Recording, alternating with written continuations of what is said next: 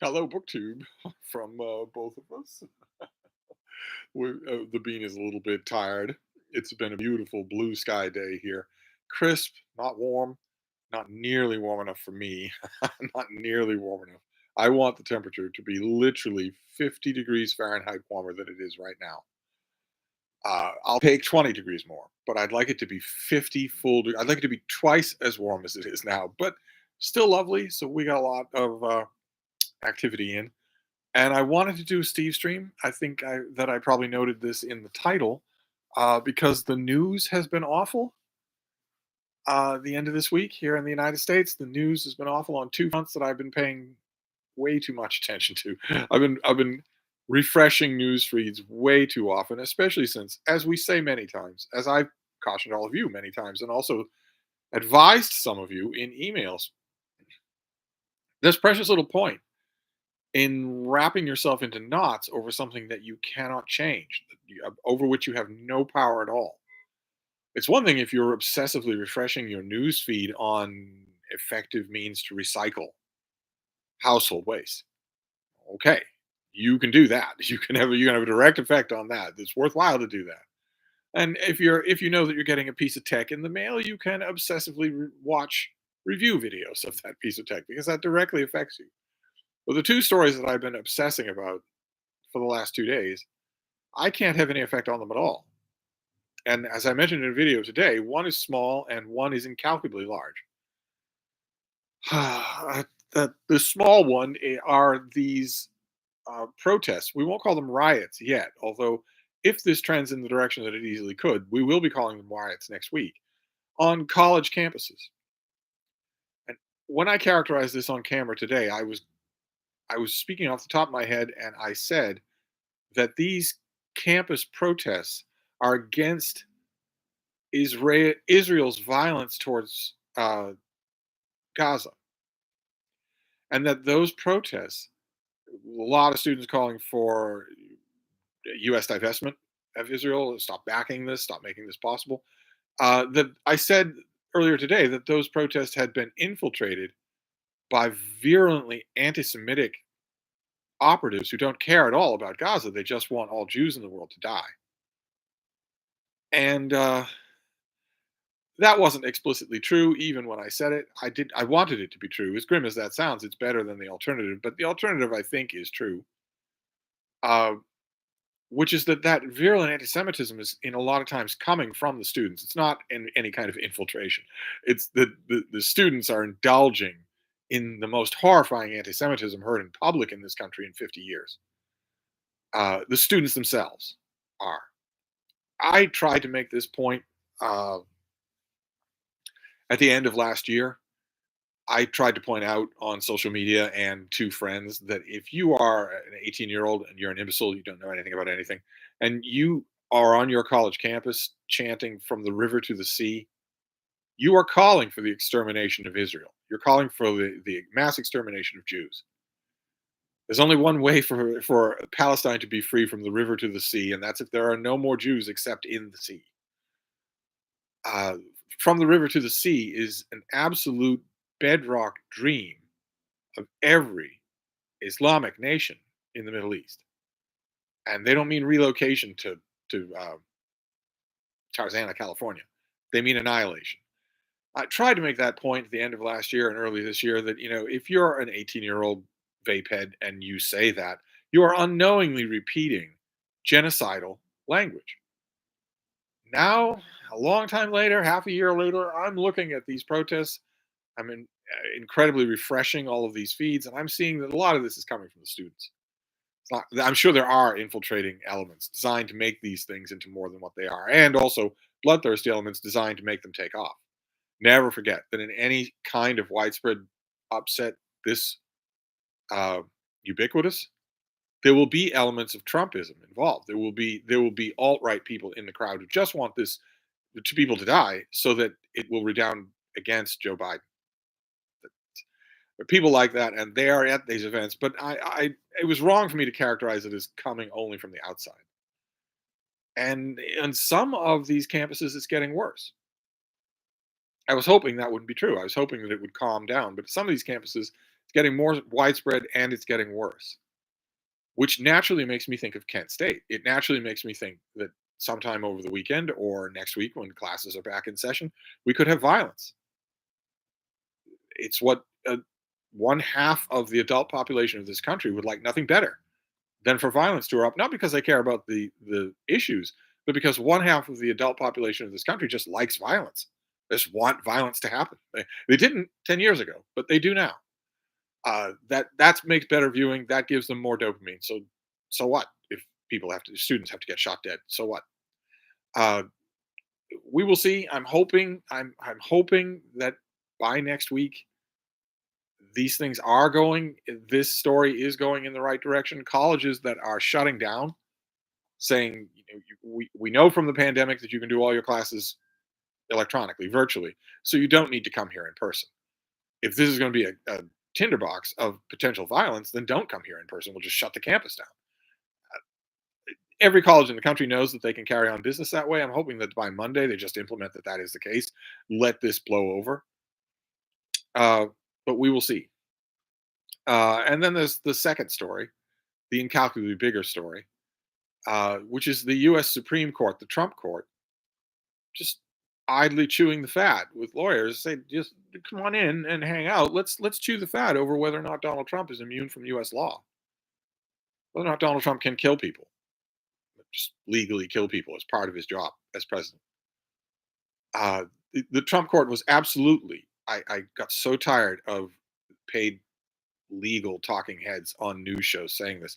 The Trump court in the last 2 days has absolutely not been talking about precedent. They have absolutely not been thinking about past presidents, or future presidents. They are only talking about Donald Trump. That's it. That's the only person they're talking about. Uh,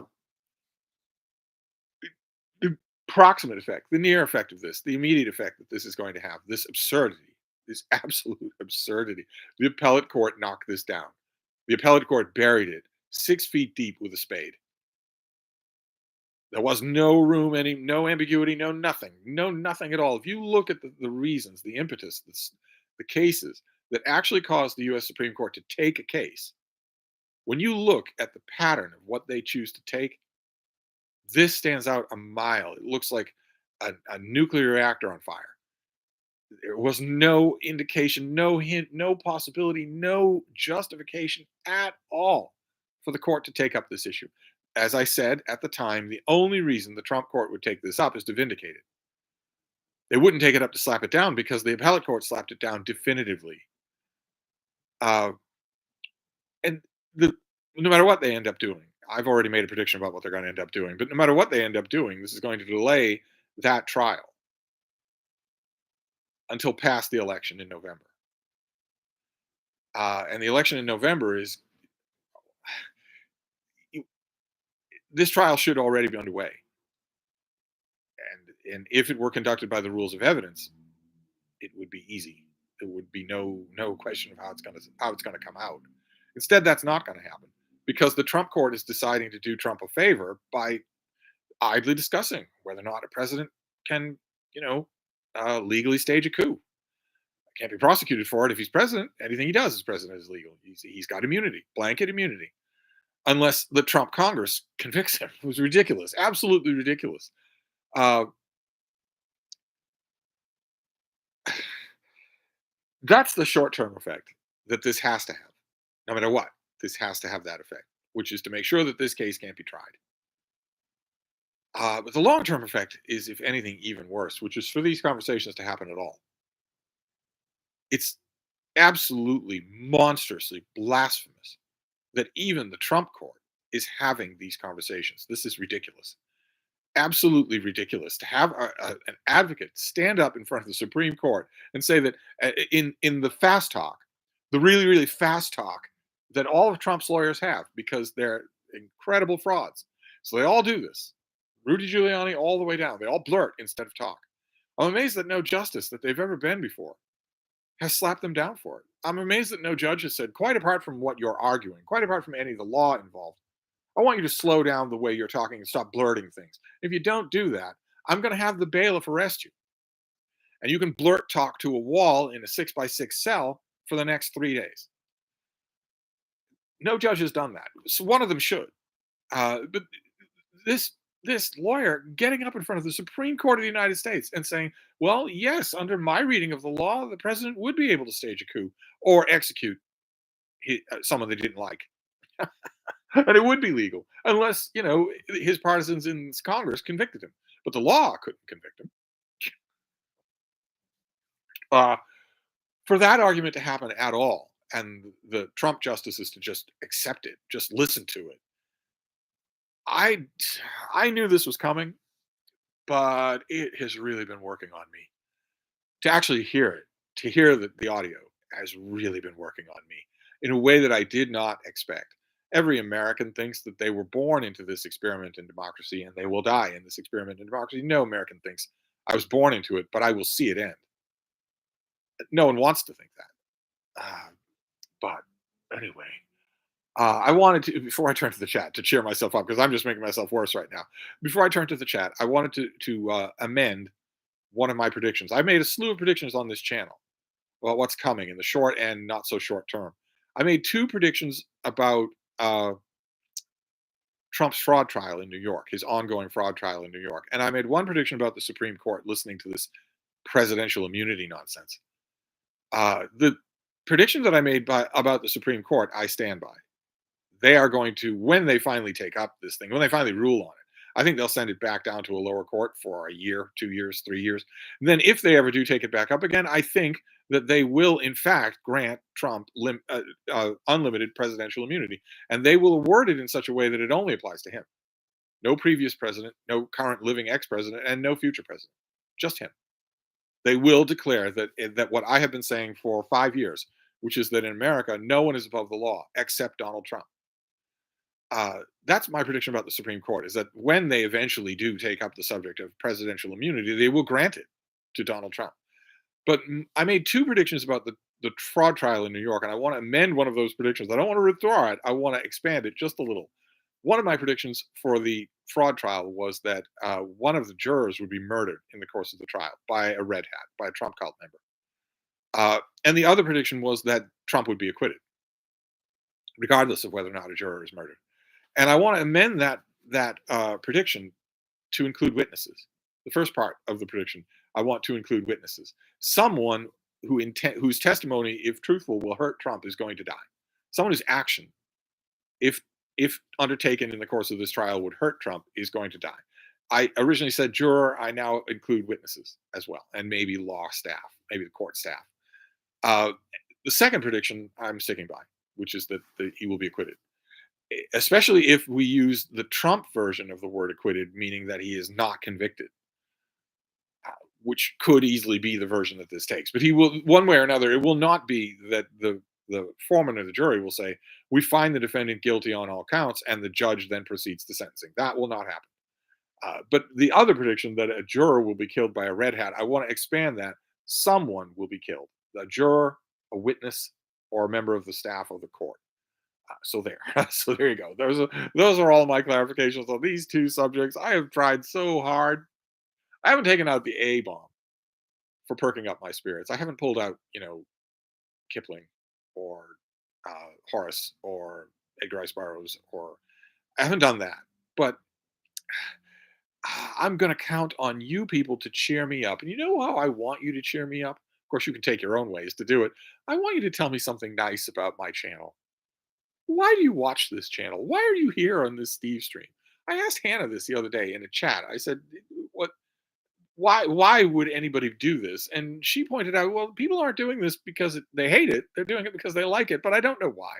So if you feel like perking me up, oh, I wouldn't mind this one time. But anyway, let's look at the chat and see what we have. Street Medic says, "I'm on duty, so I don't know if how long I can, and if anyone is curious about my profile picture, that's my wife. I posted it because we were married the same year Steve did his capsule video. The same time did his time capsule video." Okay, well, you weren't married 2 days ago, right? You mean 1980? Uh, Randy Ray is here. Jenny Parks is here. Tolstoy 111 is here. Ewan Sinclair is here. Siva Bronstein, I guess everyone is skipping day 2 of the NFL draft today. Uh, Jenny Park says that she doesn't have the NFL where she is. Bless you. Randy Ray says, Steve, hey man, wine and calzones. Now that's new. Not a party until I show up. I tend to agree. I could use a guest in person here. I really could. I mean, I couldn't do it because I didn't prepare ahead of time. I need to prepare ahead of time. If I'm going to have a guest, I don't make a big deal out of it. I don't headline it at all. But if I'm going to have a guest, I need to front load a lot of work. And if I don't, so I can't take an impromptu person. But boy, oh boy, if I'd have known ahead of time, well, how fun that would be. In the olden days, in the good old days, that would have been true. I would have known that Friday night is when everyone comes over. I would have front loaded work, and we would have talked about these issues: the Supreme Court, the Trump Court, and the New York fraud case, and campus protests, and a whole bunch of other stuff. But then the evening would have moved on to funner things. I would have gone to bed happy. Uh, Richard Reed says hello. Kevin JN says hi, Stephen Frito. We must be living in a simulation. I've never seen a judge in New York so afraid of a plaintiff. The judge's questions on the Supreme Court case is even more disturbing. Yeah, it's not a simulation, though. It's reality. It's reality. He's going to get what he wants. He's going to get to claim power. He's going to lose the popular vote. He's going to lose the electoral college, but he's going to be in the election at the end and get to claim he won. And he's not going to be doing the claiming alone. Stephen Bronstein says this is just one anecdotal event, but the girl from Yale who claimed she got poked in the eye, the actual video showed she was faking it. Yes, right. There's lots and lots of posturing, lots and lots of faking, lots and lots of name calling. I just worry because it only takes one. Uh, Randy Ray says, I haven't had a calzone in ages. That would hit the spot tonight, maybe this weekend. And I won't do it. If I don't have a guest, I don't go over there anymore. I don't, there's no, what would be the point? When I have a plate of rice here, why would I bother to do that? If I had a guest, yes. Monet Doyle is here. Dylan says, hi, Steve. In the past, you've made various comments about your political writing during the Nixon administration. You made the Kent State comparison. How similar are the protests to the ones back then? Well, they look the same. Uh, the similarity that I don't want is the outcome. No, right? The photos. I don't that book that I just got about Kent State is full of photos that I haven't seen in 50 years. And I don't want to see them.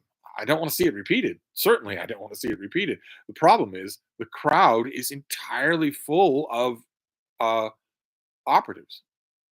The crowd has a huge number of disingenuous operatives, not just idealistic students and hard pressed campus security, but people who want something horrible to happen. And there's no security, there's no precautions whatsoever.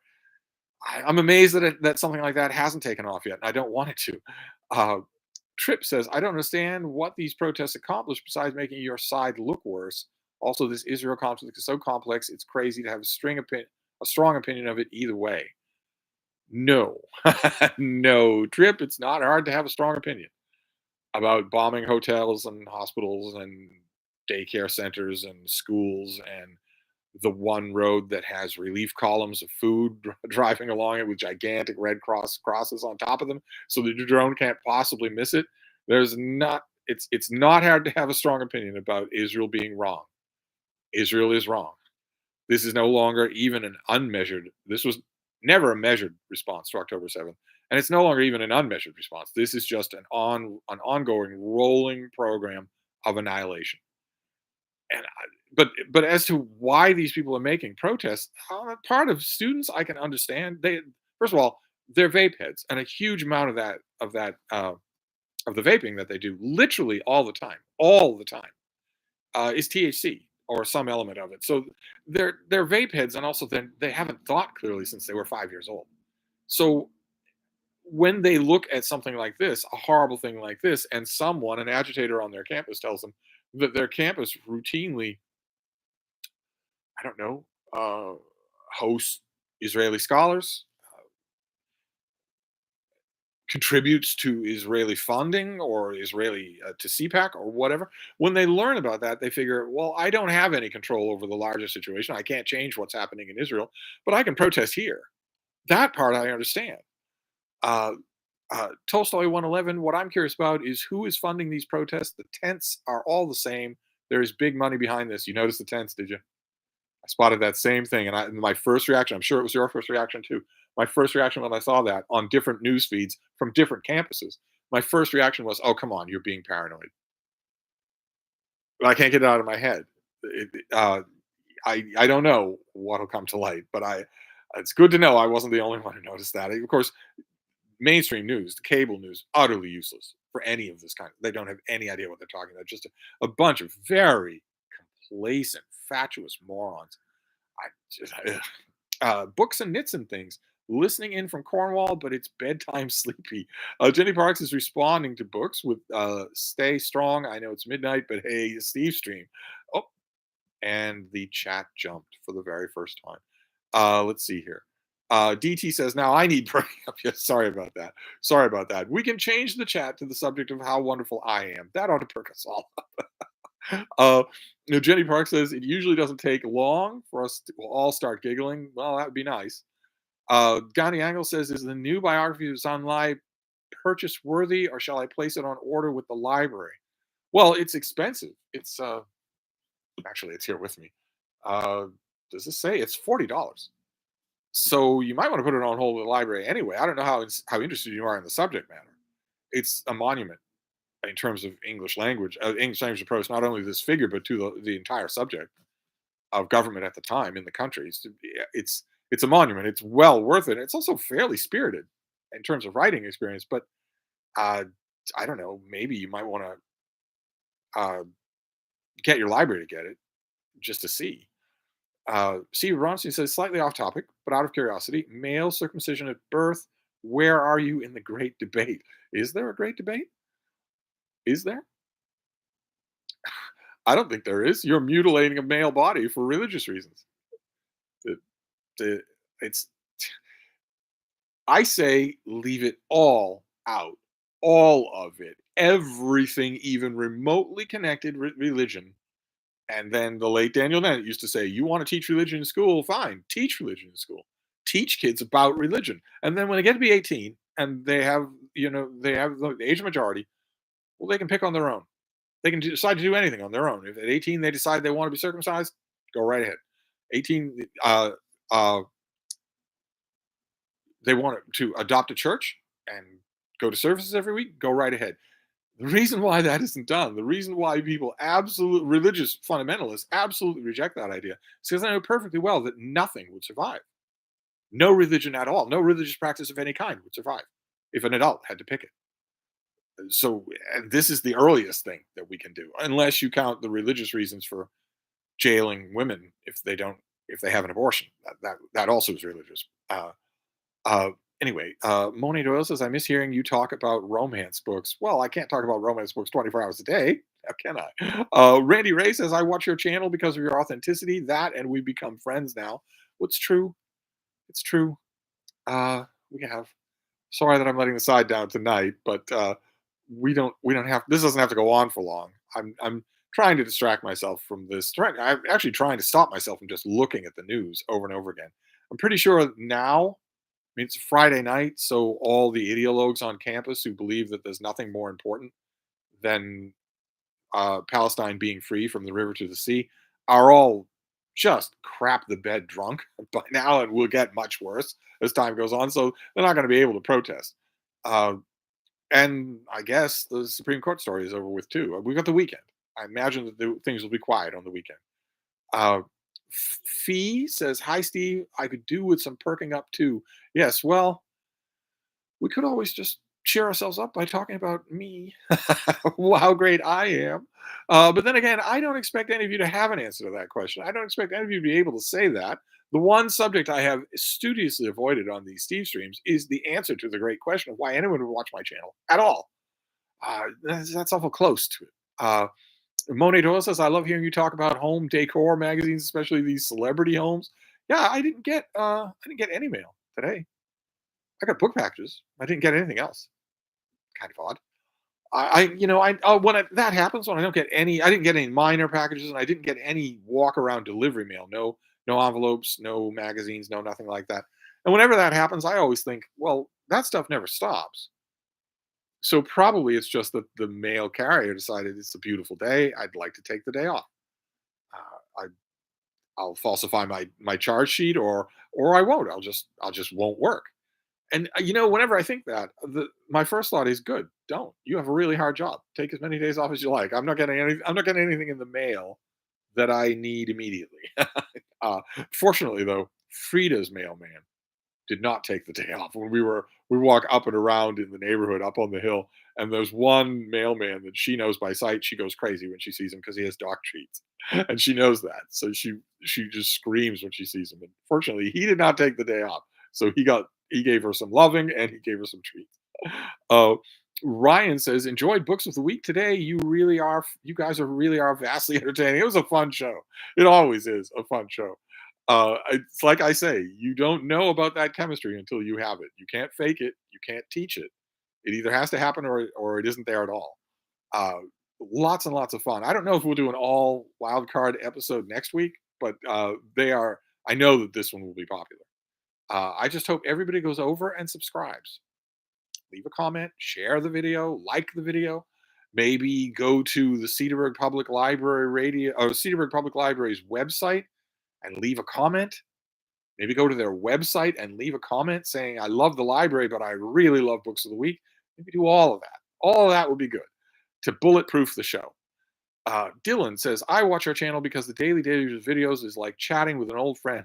Around Christmas, I showed one video to my mother who said you helped her find a book at B&N in the 90s. That cannot be true.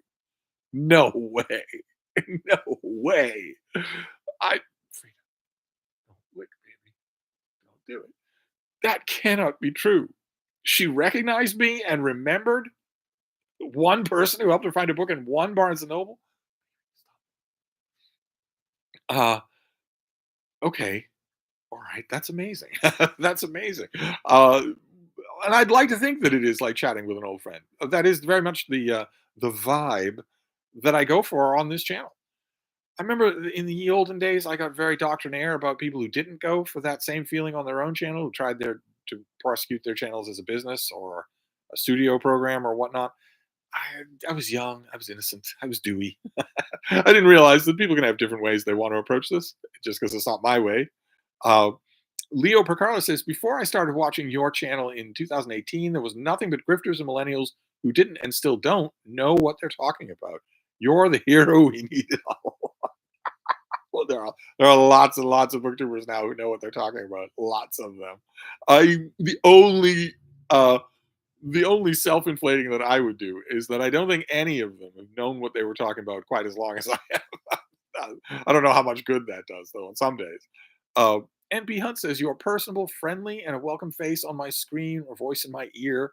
You're interesting, knowledgeable, and funny. I mean, what's not to like about your channel? Aw. Oh, constant references to movies that aren't out yet, perhaps. One movie in particular. Catty Nora L. There's a new. All right, I usually lurk, but I want to let you know that I tune in, especially to your Steve streams, because it perks me up to watch you. Well, I'll try. I'll try to make this video a little bit more optimistic, and that would be nice. Gandhi Angle says Brian at Bookish did a video on the conflict, which garnered 50K views. Well, I wouldn't know. I obviously don't watch Brian's channel, but I imagine there's a lot of interest on the subject. Uh, Even Sinclair says, joking aside, you helped reignite my love of reading books. I actually didn't for a long time. Well, that's wonderful to hear. Good Lord. I can keep it up. I can deliver. Wait till you see this library tour that I'm doing. I started with just one book, with one bookshelf, one 3-shelf bookshelf. The next one is a million mass market paperbacks. It'll take us forever to do. With lots of book recommendations there because unlike most library tours, I've read most of the books that we're going to be talking about. I the way I do my personal library, I have very few unread books, and they're all either in the pile of Brattle books, not all of which I get to immediately, or they're on the bookcase of galley copies where they're down the line and I'm getting to them. But the vast majority, 98% of the stuff that we're going to be looking at is stuff that I've already read. Siva Bronstein, I watch because you articulate your thoughts and opinions in an interesting and novel way, bringing up topics that I would never have come across otherwise, and you challenge my preconceived notions. Aw, aw. Oh, wait, the chat jumped. Oh my God, let's go back. Let's go back. Uh, All right, there are a lot of comments. There we go. DT says, I watch the live stream channel because I get answers, sometimes answers that make me really think. Well, I don't ignore comments like many live streamers do. And I also don't refuse to contextualize them. So you'll watch a live stream by people who've been doing this a long time, a lot longer than I have, and they're terrible at it. Absolutely terrible at it. So they'll be getting the chat. And if you're not watching and reading along, all you're hearing is them saying, yeah, that's right. Hadn't thought of that. Absolute nonsense. uh, anyway, Ryan says S.A. Cosby is disappointing me with Blacktop Wasteland. Decent writing. The plot reads like a bad action film. All the Sinners Bleed was better. Yeah, all the Sinners Bleed was better. Ryan says, please cheer up. We need your book brain now more than ever. No, no, we don't. I will cheer up, but we don't need my book brain now more than ever. The Trump court is signaling its willingness to say that one person is, in fact, able to legally kill people. It is absolutely impossible to look at that absurd development and not think that it is a precursor to being able to hand that person that authority when that person regains power. To have that authority already there. All right, well, you've stolen power. One one half of the states in the country are declaring that you are the president. The Congress, the well of Congress, has roughly 1.5 million submitted elector forms. All of them look authentic. They're coming 5 different slates from every state, except the sane states, except New England. 5 different slates of electors from every state. Uh, some of them are printed in Chinese. All of them are armed. There, it's January 6th, but there are 20 crowds outside, not just one. And so it's election day. God help us if we have any idea if there is a president or ever will be one. All because the country is allowing a traitor to run for president. Anyway, Jenny Park says the only thing that I don't like about BookTube is that I'm reminded just how few authors that I've read or even heard of that everyone else knows and loves. Definitely a bad reader. That doesn't make you a bad reader at all. I remember that feeling so well. Oh my god! And I know it stinks. That feeling stinks when it can happen with books. It can happen with movies. It can happen with newcomers to comic books. Everybody feels that way. All of a sudden, you realize, oh my god, this is a huge world, and I don't know. I know barely anything of it. The one you shouldn't feel bad about it. The one thing that would make you a bad reader would be if you get confronted by that vast infinitude, and your reaction is, all right, I'm just going to concentrate on this little pinprick right here. If I concentrate on just this little pinprick and ignore all the rest of it, at least I'll know the pinprick. I realize that's a comforting reaction, and there are plenty of booktubers who've made that decision 50 years ago and have stuck with it. But it's the wrong decision. That's always going to be true, no matter how much your pinprick is still infinite. J. Scott Phillips is here. The big box of Harper's magazines from Brattle arrived today. They're in beautiful condition. Thanks for the heads up on those. Yes, yes. Mission part 2 of our mission will take place. I don't know when. I don't know when. I didn't do it today. I'm not going to go to the Brattle on the weekend. Next week, sometime next week. DT, I watch these videos because there's so much variety in the books you talk about. Lots and lots of variety. I never know what I'm going to get in the mail. I never know what's going to show up in the inbox. And I also read a lot of variety. Genuinely read a lot of variety. I don't just posture about it. And I don't view reading a lot of variety where I'll read uh, an epic fantasy trilogy from the 2000s, then an epic fantasy trilogy from the 1990s, then one from the 2020s. That's not my idea of variety. Uh, uh, let's see here. Ryan says, your 1980 time capsule video sent me down a fun rabbit hole. It's a great theme. Look forward to more. Yeah, I should do more of those. God help me if I ever get 50K views on anything. I'll leave that to other people. Hannah's Books is here. I love your channel and live streams because of the way you make it feel like we are all together at Hyde Cottage for wine and calzones, an amazing bookish company. Thank you. Well, that's what I would like. I was saying that earlier in the Steve stream. This is Friday night, and Friday night is when I used to fill this room with people. And that wasn't all that long ago. I'd been doing that forever and ever, and I really, really enjoyed it. I would fill the room with people, and there would be plenty of wine, and one officious little waiter who would zip around the room to make sure that everyone had everything they need. He took it upon himself. I never asked him to do it, but he was such a natural wait staff person that he would just do that. Uh, and then everybody would talk, just until one by one people had to go home. Usually, one person was spending the night on a cot or on a futon here, but everybody else had to go eventually, and the dogs would be there, and I could really use that tonight. I thrive on company, and I don't have it tonight. Usually, I can just sublimate it because I've got company, but tonight I'm really feeling the need. Technical farce. Steve, have you read John Ma's forthcoming book, Paulus? Is it worth the purchase? I'm hoping the have you read question is less blasphemous when the book hasn't been published yet. I haven't read it. DT says, I watch because of my mild bibliophilia. Mild, you say. Kevin JN says, your writing is very evocative and nicely descriptive as well as emotive. I remember reading a review of a Kennedy book, which is just wonderful. Enjoy your description of beach reads Big Canoe. Oh, you're not just talking about my channel, you're complimenting my writing. Good Lord, that never happens. And that always pleases me. I know that always pleases me. I never talk about the actual act of writing the stuff that I write. I talk about the writing that I'm failing to do for NaNoWriMo, but I never talk about the stuff that I actually write. So thank you very much. Compliments about that are wonderful. Uh, Comics Gaze 1894. What do you think of people comparing Israel's action to the Japanese in Nanking? It's ridiculous. But it isn't going to be ridiculous for long. It's Israel's still lying about their actions, and Japan never was, never did. So, and the reason for that, I have to think, is a positive. I have to think that redounds to our credit as a species.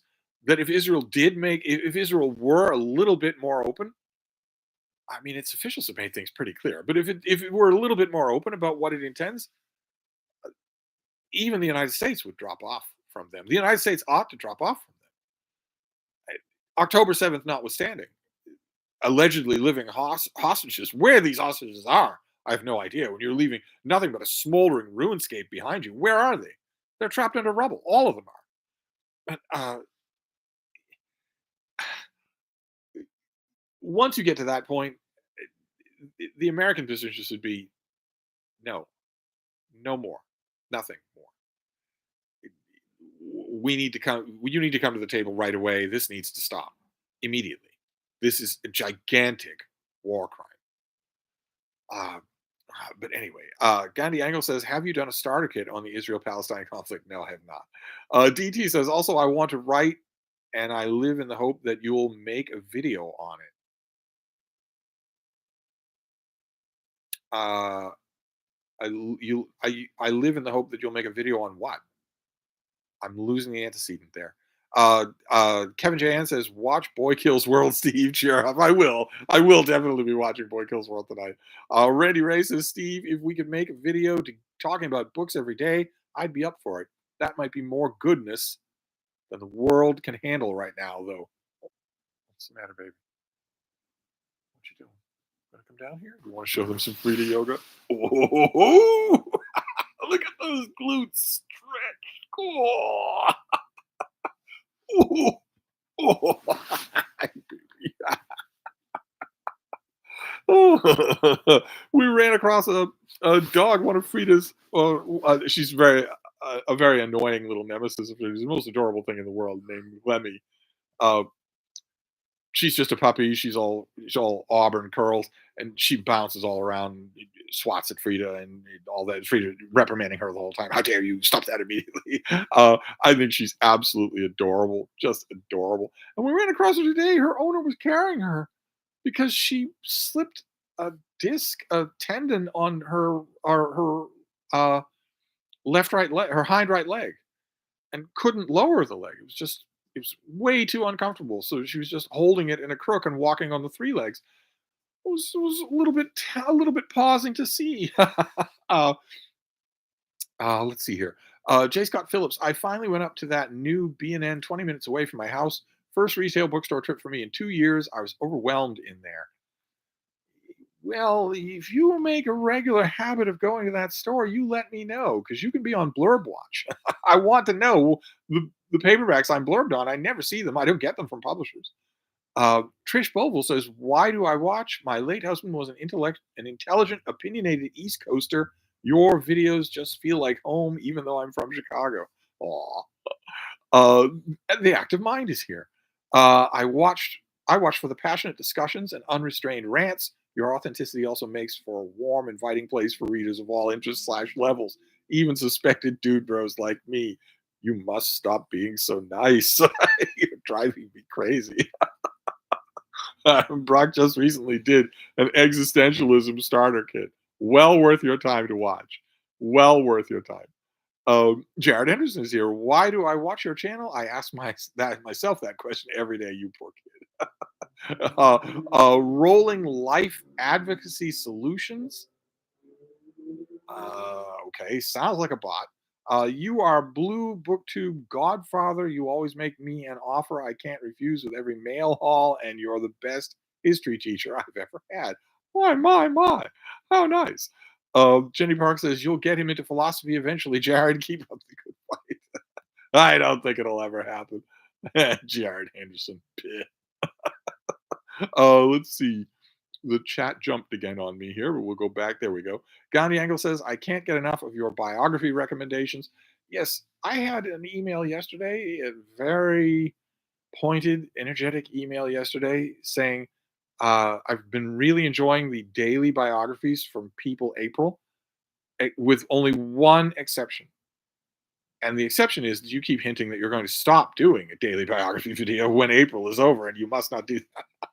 It's, I thought of that.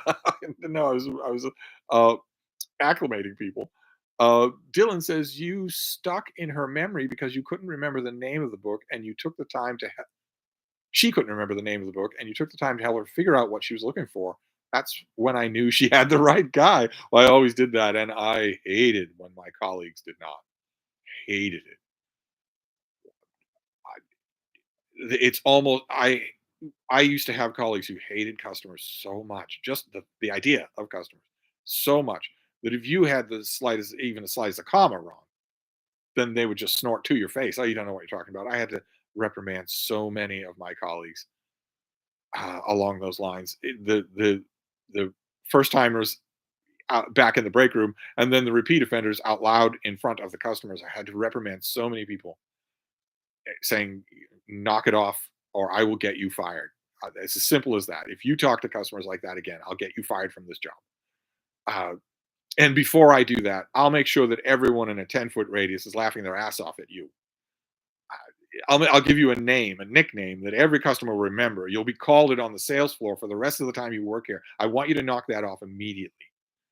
Uh, but it always bothered me because a lot of the customers, I don't know if your mother was the same way, but a lot of the customers who came to me were they were just almost there. They almost remembered what it is they were looking for. They just needed a few really good pointed questions. That's all to get them there. Comics Gaze 1894. Am I a bad person for hating decal edges? No, but I love them. I just love them. Hamilton Thompson says, "Were there any especially drool-worthy books from the photos you got of weekend book sales? Were there any? Not drool-worthy for me myself, but drool-worthy just in a platonic sense in terms of the amazing finds that they were. Yeah, there were quite a few of those where every picture that I got was a stack or a table full, and every one of those in every single case, there was always something where it was like, wow, wow. The rest of this kind of normal for a library sale. That stands out. In no cases was that something that I myself wanted, but in all cases there was that one thing, or I get to write back to the person right away. MWER says, "I'm guessing you've seen Dune Part 2. What are your thoughts?" I have seen Dune Part 2. I watched it a few times before my life was entirely taken over by Boy Meets World. And Boy Meets World is, on many philosophical levels, the same movie, only better. Much, much better. I There were little bits and pieces of Dune Part 2 that I liked. Simple as that. There were little bits and pieces that I liked. That shouldn't have been true with, you know, $5 billion for a budget. That shouldn't have been true. There shouldn't have been little bits and pieces that I liked. There should have been a lot that I liked. Instead, it was lopsided. It put emphasis in a lot of weird places, and I was at first I was wondering why is it putting emphasis in all these weird places, and then I came to a solution that it's an explanation that I'm going to go with until I hear otherwise, which is that it was the star. It was the stupid glamour puss himbo star. He's the reason for the imbalance. Typically speaking, in any kind of a production like this, that will be the reason. I don't know why I said that it wasn't just because he's tiny. That doesn't mean that he can't be an absolute terror on the set. I didn't like it. Did you? Did you? Uh, Gani Angle says, "Do you think Trump and Biden will debate?" Uh, I would much rather they didn't. I'm really, really hoping this is the first time we don't have presidential debates. I'm really hoping that. It, it would it would be funny in a way because Trump is. It's only his cult members that aren't completely bored by him. He doesn't know how to do anything except rant and complain. Doesn't know how to make any points of any kind. But that's not the reason. The reason is because of a little detail that just got glossed over. I know we get bombarded with details from the Trump era, from the Trump administration, so we lose track of them. A little detail that I want to remind you is that Trump had COVID when he debated Biden on stage, and he knew that he did, and his team lied about it to the debate prep people. And there are internal communications in the Trump administration that outright say the reason why they lied is because they were hoping Joe Biden would get COVID and die of it. And if the Trump people were willing to do that in 2019, then who knows what they're willing to do now? Who knows whether or not Trump might even physically attack Joe Biden? No idea. I don't want them anywhere near each other. No, I don't want them anywhere near each other. They can do it virtually. No harm in that. In fact, it should be done that way because if it's done virtually, the moderator can simply mute Trump when he starts to just go on and on and on or talk over Joe Biden. I don't want them to be in the same room. No, I don't want. I don't want Joe Biden anywhere near Donald Trump or his people. Uh, Dorothy Satterfield says, "I watch because you introduced me to writers I'm not familiar with. I respect your opinion, and you don't hold back. If you really hate a book, you say so, and you say why." Nietzschean Wig says, "I just made this amazing discovery on Amazon of a book that explores the links between Jane Austen and Lord Byron, which was published just this February. Turns out they were distantly related." I think I know the book you're talking about. DT says, "Have been recommended to read Jonathan Mayberry's Joe Ledger series. Is it good? They're fantastic. Whoa, they're fantastic. Just amazing. Because you're gonna know the minute you start one what kind of a book it is. Don't go in expecting a Petrarchan sonnet. If you want pure adrenaline action stuff, oh my god, they're so good. They're so fantastic. Not an ounce of fat anywhere on them. Go into them for that, and you will not be disappointed." Dorothy Satterfield says, "But I don't think you should have been so quick to dismiss Maria Bamford's book unread. Sure, I'll join your cult." Well, maybe I'll read it. Maybe I'll read it. I bet it won't change my mind about these weird frozen in amber Jerry Seinfeld stand-up routines transformed into memoirs or essays or whatever. I bet it won't have much meat on its bones, but you pair to think differently. So if I get it, I'll give it a try. Ryan says, "Are we at the Why We Love Steve part of the chat now?" Well, why we love Steve, but not why we watch my channel. There is no answer to why you watch my channel. Not that means anything. Uh, you made a lifelong reader view books in an entirely new light. Your channel opened up my reading. I will always be grateful. Well, isn't that nice? Oh, that's nice. Ryan says the obese Cheeto can never take that from us. What is that? Again, I'm missing the antecedent here. You people have to work on your antecedents. Nietzsche and Wig says, "Thank you so much, Steve, for your shout out to Byron's Don Juan. Loving it. Once you get into the swing of it, uh, it's amazing. Yeah. But that's true of all of Byron. Anti Gaia says, "Steve, what incredible news. Starting to take seriously your advice to leave the country. Two stumbling blocks. I can't afford it. And fashion seems to be a cancer growing internationally." Right. Right. Dr. Evil making his appearance in the Steve stream. Right. uh, it is expensive to do. It's not as expensive as dying or being a slave. I, there is no one, absolutely no one, who stayed in Germany in 1935 because they said it was too expensive to emigrate, who lived and didn't regret it, who didn't every survivor that lived in 1946 when they were interviewed said, I could have found the money. Somehow I could have found the money. Anything would have been preferable. And two, you are right. You are right. Fascism is growing internationally. It's almost like these things are organic. I know they're not. I know they have to do with worldwide economic situation, but still, it would be. It's going to be tougher and tougher. 20 years ago, it would have been easy to pick a landing spot. It's going to be tougher and tougher to do that. It is still possible. It is very much still possible. The Trump court today or yesterday heard arguments about whether or not we could maybe allow a sitting president to kill his rivals, to murder them. Anyway, Tolstoy 111 on Dune 2. Timothy Chalamet and Zendaya look like they are turning in a paper written by ChatGPT or cheating on the Latin test as opposed to saving the universe. I don't want to bash on the movie. I know it has tons and tons of fans, more fans than the first movie did. But Chalamet looks bored through the whole thing. He looks bored through the whole movie. Not that Paul is bored. He looks bored through the whole thing.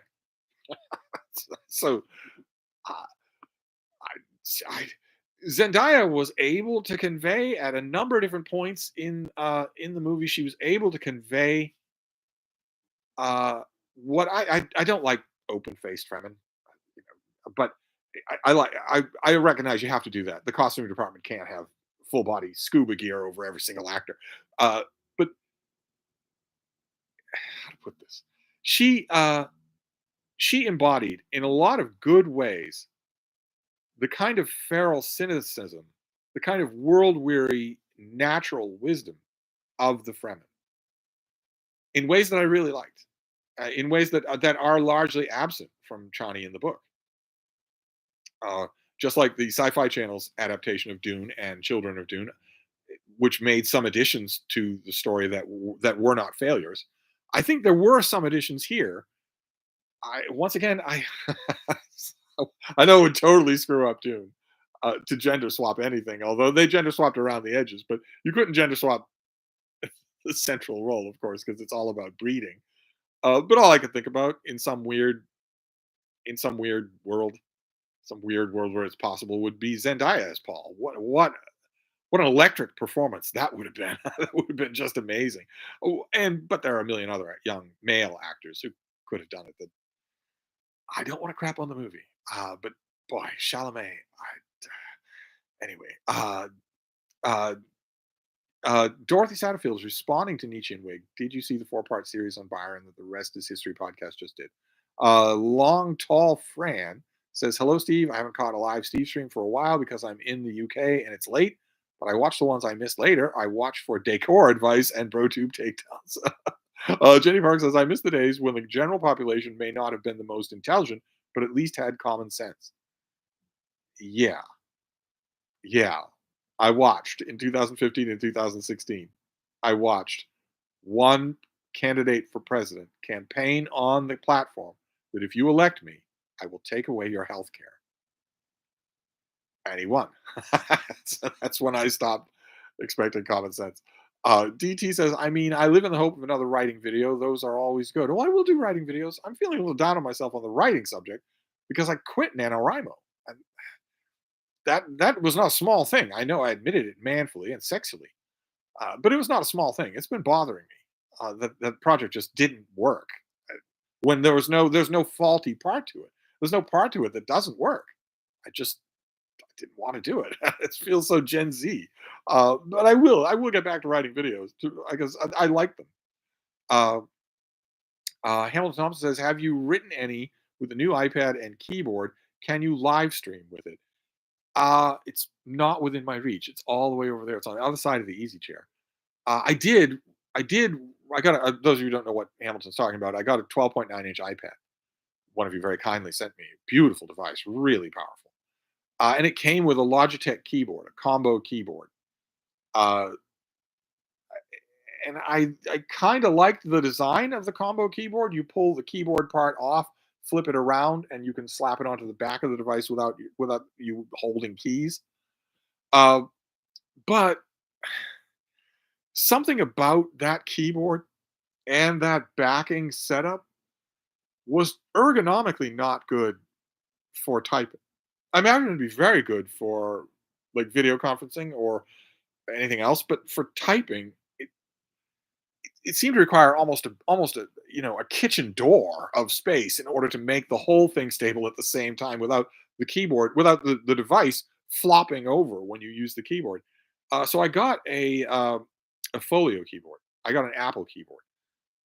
This is the 11-inch MacBook, and I this is the folio keyboard for it. And I got one of these for the 12-inch iPad, and that is much better, much better as a typing experience for me. Much better. I bet I could live stream on it. I'll try it this week and see. I bet it live streams better than this does, and it certainly cuts out.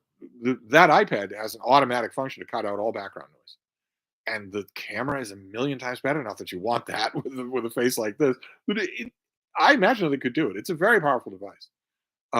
Nietzsche and Wig is responding to Dorothy Satterfield. Ryan says your P.D. James obit for the Washington Post is fantastic piece of lovely writing. Wasn't that nice? Leo Percara says, is it right to say that your written reviews were more ranty in your old blog spot?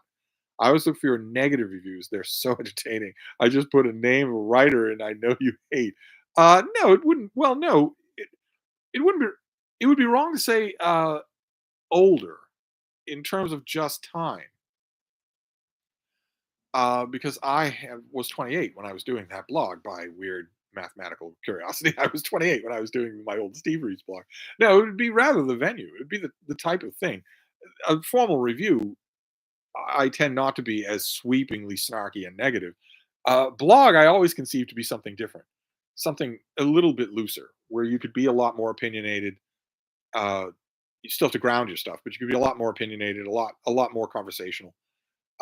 Which is a kind of writing that I miss, a kind of writing that that I think I should revive. I think I should bring back Steve Reads as a book blog. Uh, but I still do write negative reviews. I've written quite a few this year. Let's see here. Oh no, the chat. See, that time the chat wobbled a little before it jumped. It almost gave me a hint. Uh, Rena's reading says, I don't think I can name just one reason I watch. I second what the others have said and add, I welcome you make aspects of reading. I read 11 genres now because of you. 7-ish years ago, I read 2. Oh, that's nice to hear. Oh, wonderful. Freeman says, Steve, you have the gift of gab. It's true. I do. uh, People so blessed can talk about anything and make it interesting. Books, weather, shoulder bags, dogs, old tech, interior design, doesn't matter. You don't know the size of the compliment you're paying me. Uh, I have heard this from other people over the decades. I've heard from people, what? Ordinarily, somebody started talking about such a subject, I would just tune them out. But you make it interesting. I work really hard to do that. So I'm glad to hear that it works. That's why it always bothers me when people, uh, even longtime viewers of my channel, say, "Well, I when it comes to X kind of video, if you're talking about romance novels and I see that in the title, or if you're talking about comic books and I see that in the title, I won't watch because I know I'm not interested in that subject. I know there's nothing I can do about it. Your snobbery is not my problem." But I'm no less interesting in those videos than I am in any others. But anyway, thank you. Uh, J. Scott Phillips, I came to your channel for Book Trek a few years ago and soon discovered you also talk about every book in the world. I do. And your channel was just as satisfying as reading great books every day. Well, isn't that nice? Anti Guy says, probably watching 30 Rock again this weekend to cope. That's a pretty good cope. 30 Rock is pretty damn good. J. Scott Phillips, but now I just watch for the Blob watches. Oh, well, if Scotty's going to mention the Blob watch, so we have to do that. Although I seem to remember that it's fairly smooth sailing. Uh, Last time I checked, there was a storm system again in the upper Midwest that might come to New England. I don't know what's become of that. Let's take a look. Ooh, ooh, oh, that's lots of activity. All right, so well, Scotty, you are once again clear. The West Coast is once again clear, but look at all this activity here, all throughout the upper and lower Midwest. Coming right out of Texas, there. This right here looks like tornadoes. Oh my! Look at the size of that thing. Okay, the track leads me to think that it probably won't mean much for Boston. Hard to believe that all of this won't affect me in some way. Look at that. You can see though here in Massachusetts, clear as a bell. Just nothing there at all, which is clear on. But look at the size of this thing over there. It looks to be headed right this way. Oh my, that doesn't look good. Good lord. All right, so we may see some activity then next week. Uh, Mild Rumpus is here. I watch for the beans. The beans. She was on her perch. Now she's decided to bury her face and maybe get a little shut eye. She was so hilarious. She's been so hilarious the last few days. She's getting a little older. I know that's impossible to believe, but she is. She's getting a little older. And she's getting a little bit more peremptory about when she wants to sleep. Just this morning, we did the morning festivities, we did the walk in the crisp morning air, the sun just coming up. Wasn't even over the ridge. It was touching the tops of the trees over in the arboretum. Uh, we walked all around, took care of business, came back in, got some water. No food that early in the day, just for either one of us. Just got some water, stretched around a bit, and then uh, piled back onto the bed in the little book room. And I was all you know settled on my pillows and whatnot up on the top of the bed, and I was getting ready to do a whole morning full of stuff. And she was at the other end of the bed, she was at the bottom of the bed, and she was fussily stomping around and half turning and whatnot. And then I realized why. I realized why she was doing that because sometimes when I'm leaning back on the pillows, either here on the fainting couch or in the little book room, I will put a blanket over my lap, and that forms a little divot. It forms a little valley of blanket in between my spread knees, and she likes to go into that spot, corkscrew until she fits it perfectly, and go sound asleep then. And that's what she was waiting for. That's why she was fussing around and pounding the pillows because she was waiting for me. DT says last time I went to the local chain bookstore, I hated it. Just an endless corporatized vomit of pastels and low effort SJW trash. No point going. I kind of thought the same thing about Barnes& Noble the last few days here in Boston. I only went for the newsstand. The newsstand was enormous. Jenny Park says, I love that all of us introverted readers have such a dedicated extrovert as our fearless and surprisingly young and sexy leader. Yes, you're all introverts. Except Randy. Randy's not an introvert, but so there are so many introverts who watch my channel. I think they're also adorable. You introverts are also adorable. You're very nearly human. J. Scott Phillips says, one thing I like about BNN is the shelves with their staff recommendations. Did you do that when you worked at BNN? Yes, I did. I did them all. They were all over the store. Auntie Gaia says, why the hell didn't Biden stack the friggin' court? Future historians are going to want to know that. I think the answer will be that he's an institutionalist uh, and doesn't want to do fundamental stuff like that. I think he was trusting to the institution. I don't know why he would do that, but I think that would be the answer the future historians will give. Jenny Park says, Kingdom of the Planet of the Apes is shocked at your betrayal and loyalty to Boy Kills World. Well, then Kingdom of the Planet of the Apes should have had more people punching their fists through other people's heads. It only happens once in Kingdom of the Planet of the Apes. It happens all the time in Boy Kills World. So it should have thought of that. Auntie Gaia says, now it's too late for him to expand the court, probably. Oh, yeah, it is too late for him to do that. Yeah. Tolstoy 111 says, apropos of nothing, did you like Terry Jones's book speculating who killed Chaucer? Not particularly. No. No, I read it. I kind of thought I would like it, but I thought it was a whole lot ado about nothing. Uh, Scott Jones says, you're a mega reader, so I know you were able to guide customers to books easily. I loved it. Oh, I loved it. But was it hard for your fellow bookstore workers to get or stay read up enough to help people find new books? Well, I don't know if when's the last time you've been to a retail bookstore? Retail bookstore help in the 21st century tends to be really bad at finding you anything or knowing what you're doing.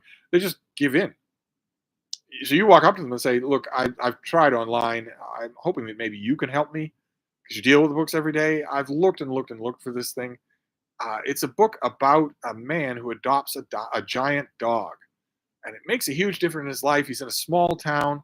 I can almost remember what the cover looked like, and in the 21st century, now in 2024, e- most retail bookstores store workers will hear that and say, "No, I really can't do anything for you. Sorry, I really can't do anything for you. Sorry." And when my coworkers were tempted to do something like that, they knew that they couldn't. They knew that instead they could just tell that person, "Get in Steve's line." There's a line for us.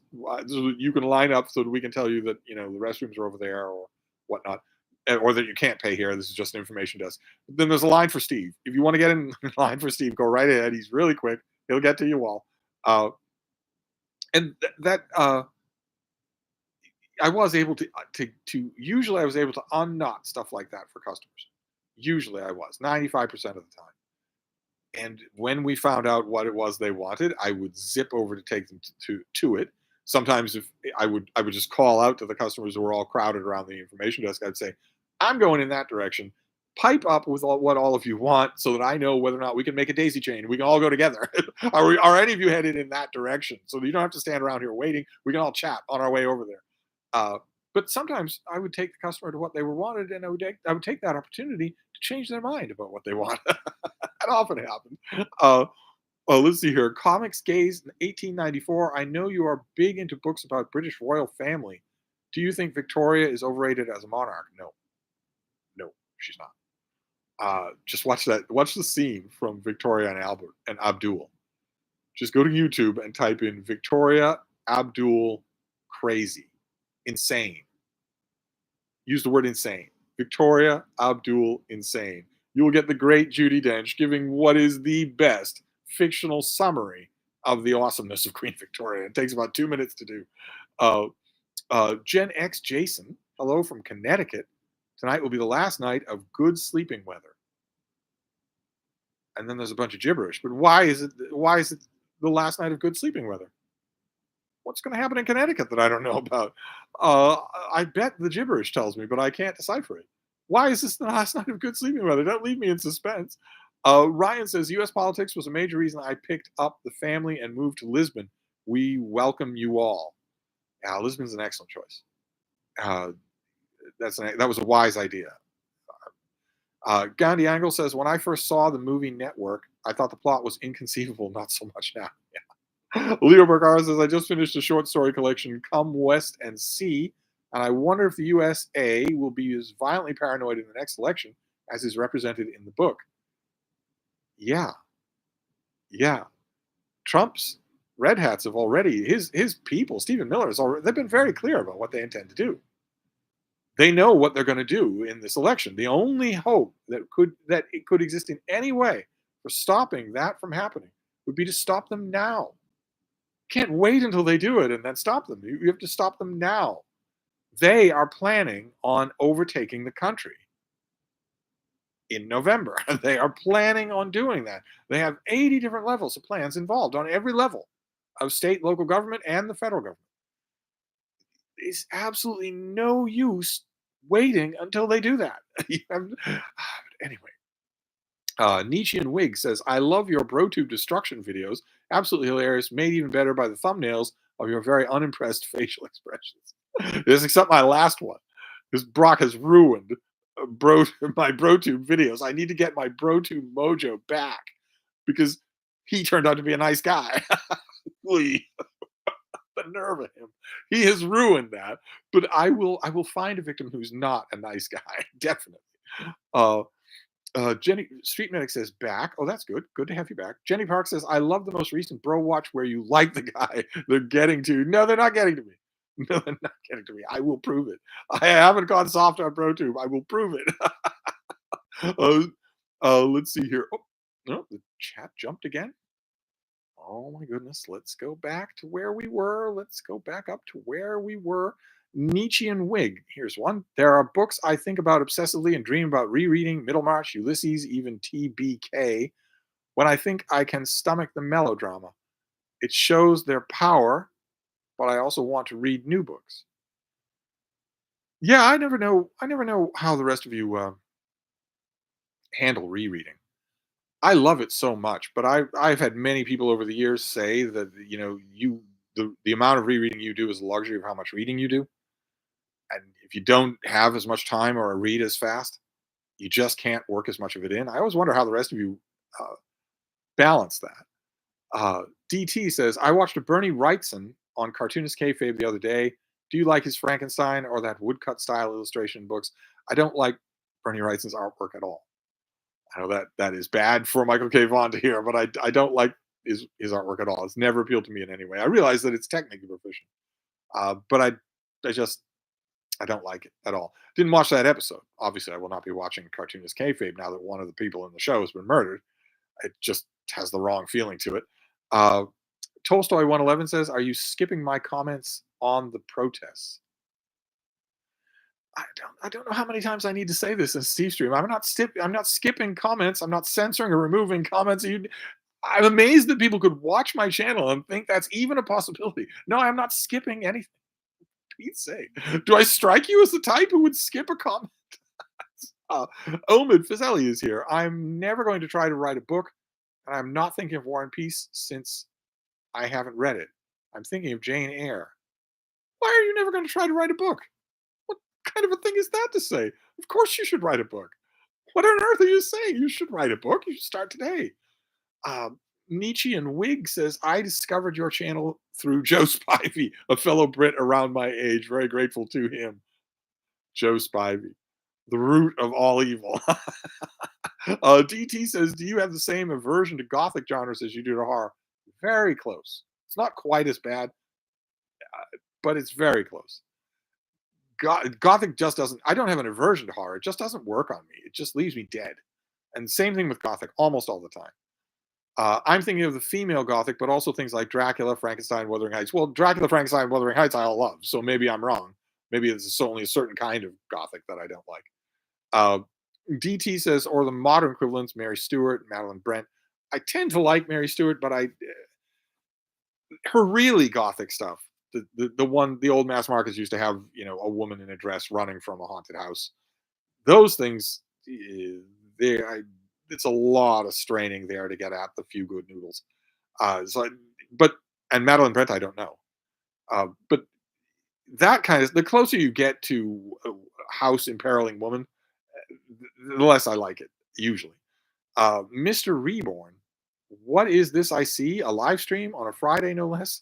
Huzzah! I just got my first Kindle today. I've been enjoying loading it with classics recommended by you booktubers. Okay, what kind of Kindle? I need to know everything about the tech. Feel free to email me if you want some ebooks. What kind of Kindle? Did you get a new Kindle, the big square kind? Can't believe I don't have a Kindle anywhere near me. I have this near me. I have my iPad Mini near me. I want to know the specs. Did you get the new Kindle? Uh, Comics Gaze 1894 is back. I don't know what this says about society. When I worked in a used bookstore, the biggest sellers were writings by Plato, Aristotle, Marx, and also the Arabian Nights. Well, name recognition stuff, Plato, Aristotle, the Brontes, Jane Austen, Arthur Conan Doyle, those tend to sell well in used bookstores anyway. People go to used bookstores and they're presented with this profusion that usually not big readers, so they get something that they recognize. Uh, Jenny Park says Kindle is the best. Our digital cult will win the day over physical Puritans. Gandhi Angle says, with all the reading you do you take eye vitamins? No, I don't take eye vitamins. No, well, maybe I do and just don't realize it since I don't need eyeglasses anymore. One of the strangest things in my life. It's something that everything else in my life, most of the stuff I can just account for. You just account for it. If I've got a really bad kink in my neck, well, I can look back and think, all right, well, you were reading in this position for 4 hours without realizing it, so that's why you have a kink in your neck.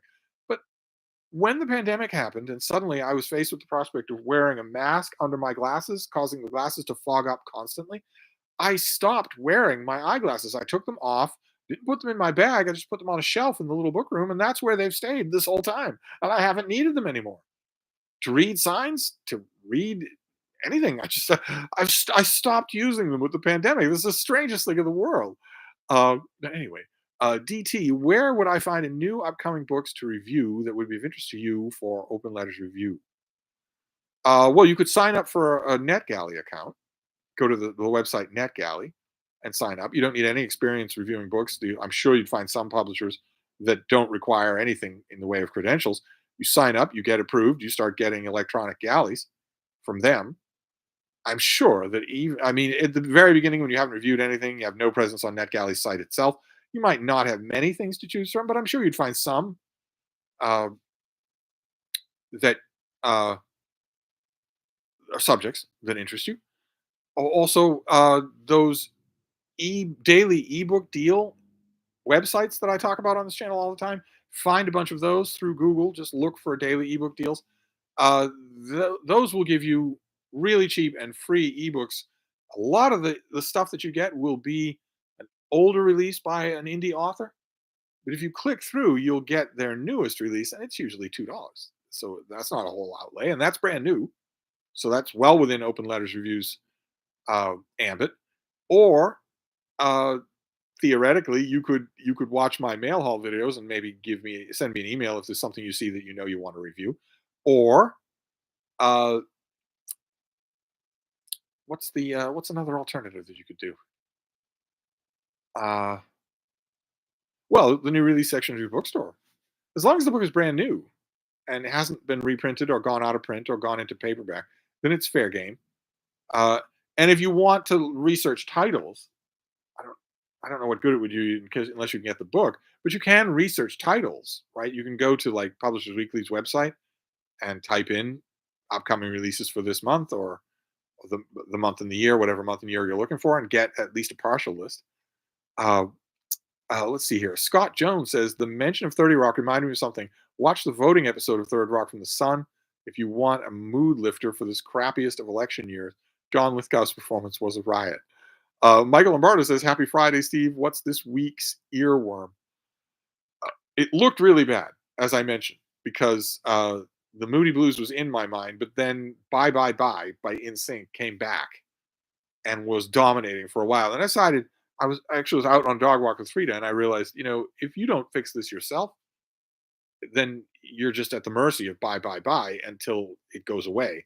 So I went to the A bomb. I went to the gays uh, and started playing the entire soundtrack to the entire score to Big River in my head, figuring give it a chance, see if one of these things snag, and it did.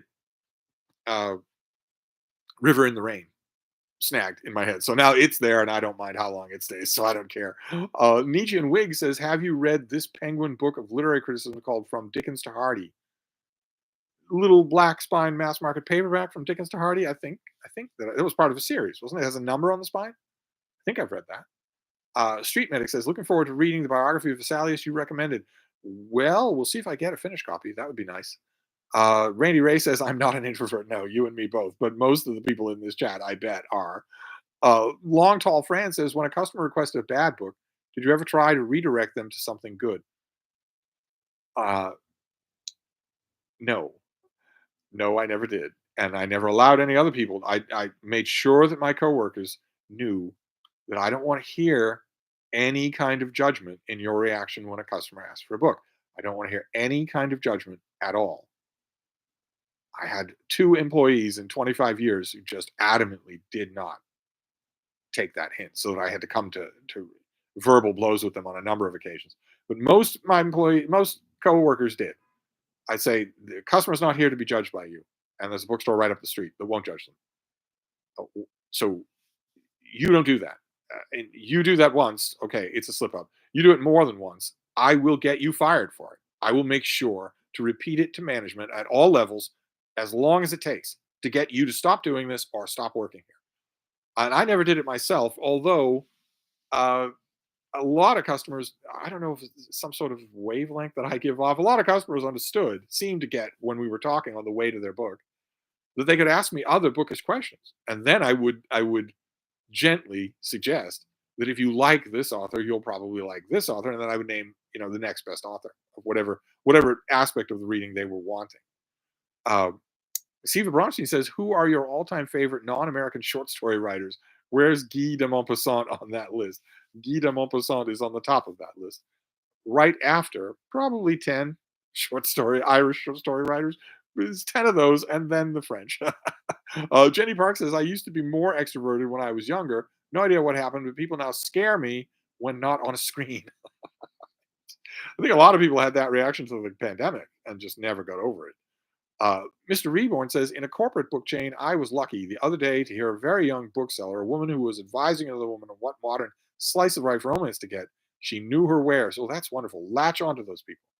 Latch onto them. If you're in a retail bookstore, especially a corporate book chain, and you hear an employee that knows what they're talking about, latch onto them and don't just make a mental note to ask them questions. Make sure that their employers know. Surreptitiously look at the name tag, remember the name, and send an email. Go to the website when you're home and send an email to the right people. Please forward this. So and so really knew what she was talking about. Get the name right. Get the store right. Uh, that helps a lot. That goes a long way. Uh, the chat jumped again. Let's go back to. Oh golly, we were going to stop at 10 past the hour, weren't we? Jenny Park says Jen Campbell has two books about funny things that happen working in a bookstore. Do you and Randy have any funny stories or dumb questions? I've got a million.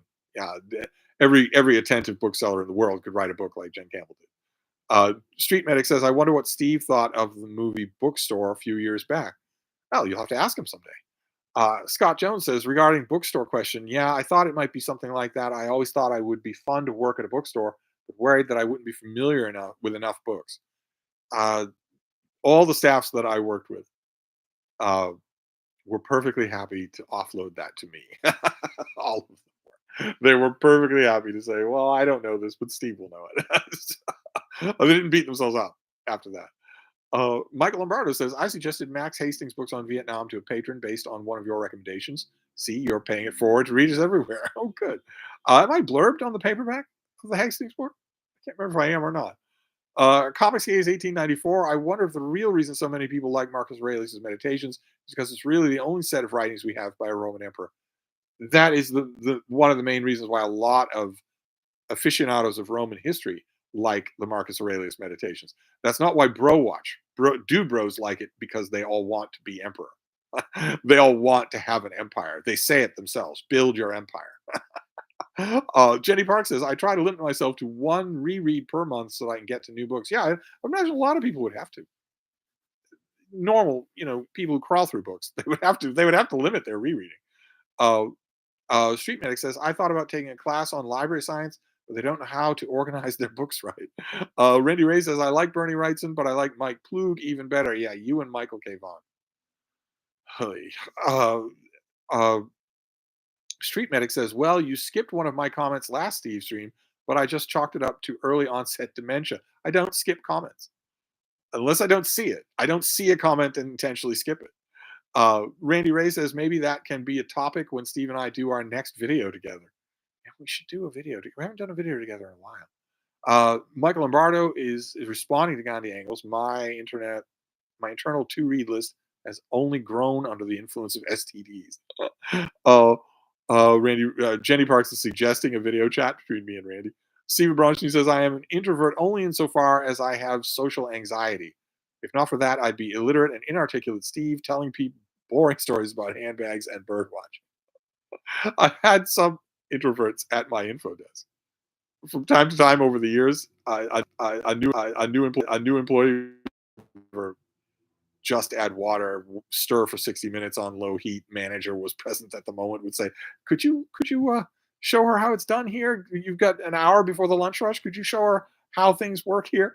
And I would say, "Sure thing, absolutely." And I'd start to talk, and this mousy little thing would be ducking closer and closer into her sweater. The more I talked, until I just wanted to say, "Oh my dear, you aren't an introvert, are you? You're about to have 500,000 people at this desk. You can't be an introvert."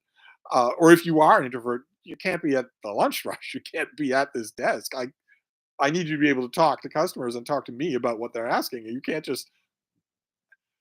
It was sometimes disastrous. Tolstoy 111. Regarding Gothic, it's a blind spot of mine too. I've been putting off the Mysteries of Udolpho. Did you like that one? I did like that one. Yeah, mostly. The labor that Gothic stuff goes through to set atmosphere, it's just. It never feels like anything but labor to me. Uh, Gandhi Angle says thoughts on Salman Rushdie's memoir Knife. I have lots of thoughts on Knife, lots of them. I did not like the book the way I thought I would. Let's put it that way. Michael Lombardo, Steve has. How is the comics experience? on the ginormous iPad. It's fantastic, just fantastic. Uh, it's just wonderful. No, uh, it's all the everything that was said about that display, that big OLED display, all completely true. The colors, the darks are much darker, and that makes the color spectrum just pop. I've loaded the thing with comics and loved it. Uh, Mr. Reborn says, "Oh, I got the Paperwhite 16 gigs and a fancy schmancy cover. Amazon said it was the latest edition of this unit." Yes, okay, so it's the slightly bigger Paperwhite. I don't have one of those. I've often wondered whether or not that extra real estate would make a big difference.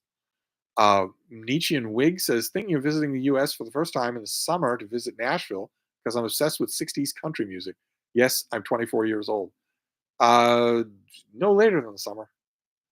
If you're going to visit, visit in the summer, this summer, and no later than that." Uh, Jenny Park says, "I got the 32 gigs. Then my aunt asked why, as I wouldn't fill it. I laughed and said, watch me." Yes, it's easy to do. Although Kindles are amazing for how much they hold.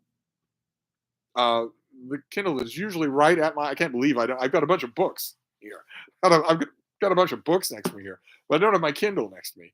But the little basic blue Kindle that I have has thousands and thousands and thousands of books on it, without any hesitation of adding more. Comics Gaze says, "Have you ever read any books that explain why Hitler so admired Frederick the Great?" No, I haven't. I don't need an explanation, do I? He wanted to be Hitler the Great. Daniel's Bibliophage is here. "I've come to be cheered up. Have I come to the right place?" Well, we're leaving. We were supposed to end this stream at 10 past the hour, but it has been cheering. It has been very enjoyable, as streams always are. The Active Mind is back. Oh, wait, the chat jumped as soon as I got to you. Just finished up more self studying of the Russian language. I saw you praise in Quiet Flows the Dawn, which I also love. What are some fave Russian novels not by Dostoevsky, Tolstoy slash popular names? Uh, there are quite a few. I'd love to know uh, which version of And Quiet Flows the Dawn you read. I'd love to know that. And I also naturally want to know if you've read Life and Fate by Vasily Grossman. But there are a bunch of others. There's some Soviet era writers that are really good. And what about 20th century Russian poetry? Uh, ever any interest in that? Yours is the active mind is slowly teaching himself how to read Russian. Pretty epic undertaking. DT says, "In the gothic stuff you like, what kind of thing do you respond to well?" Uh, well, personality, pacing of action, but not the atmosphere. Not the oh my god, I thought I heard a rapping behind that wall. That sort of stuff just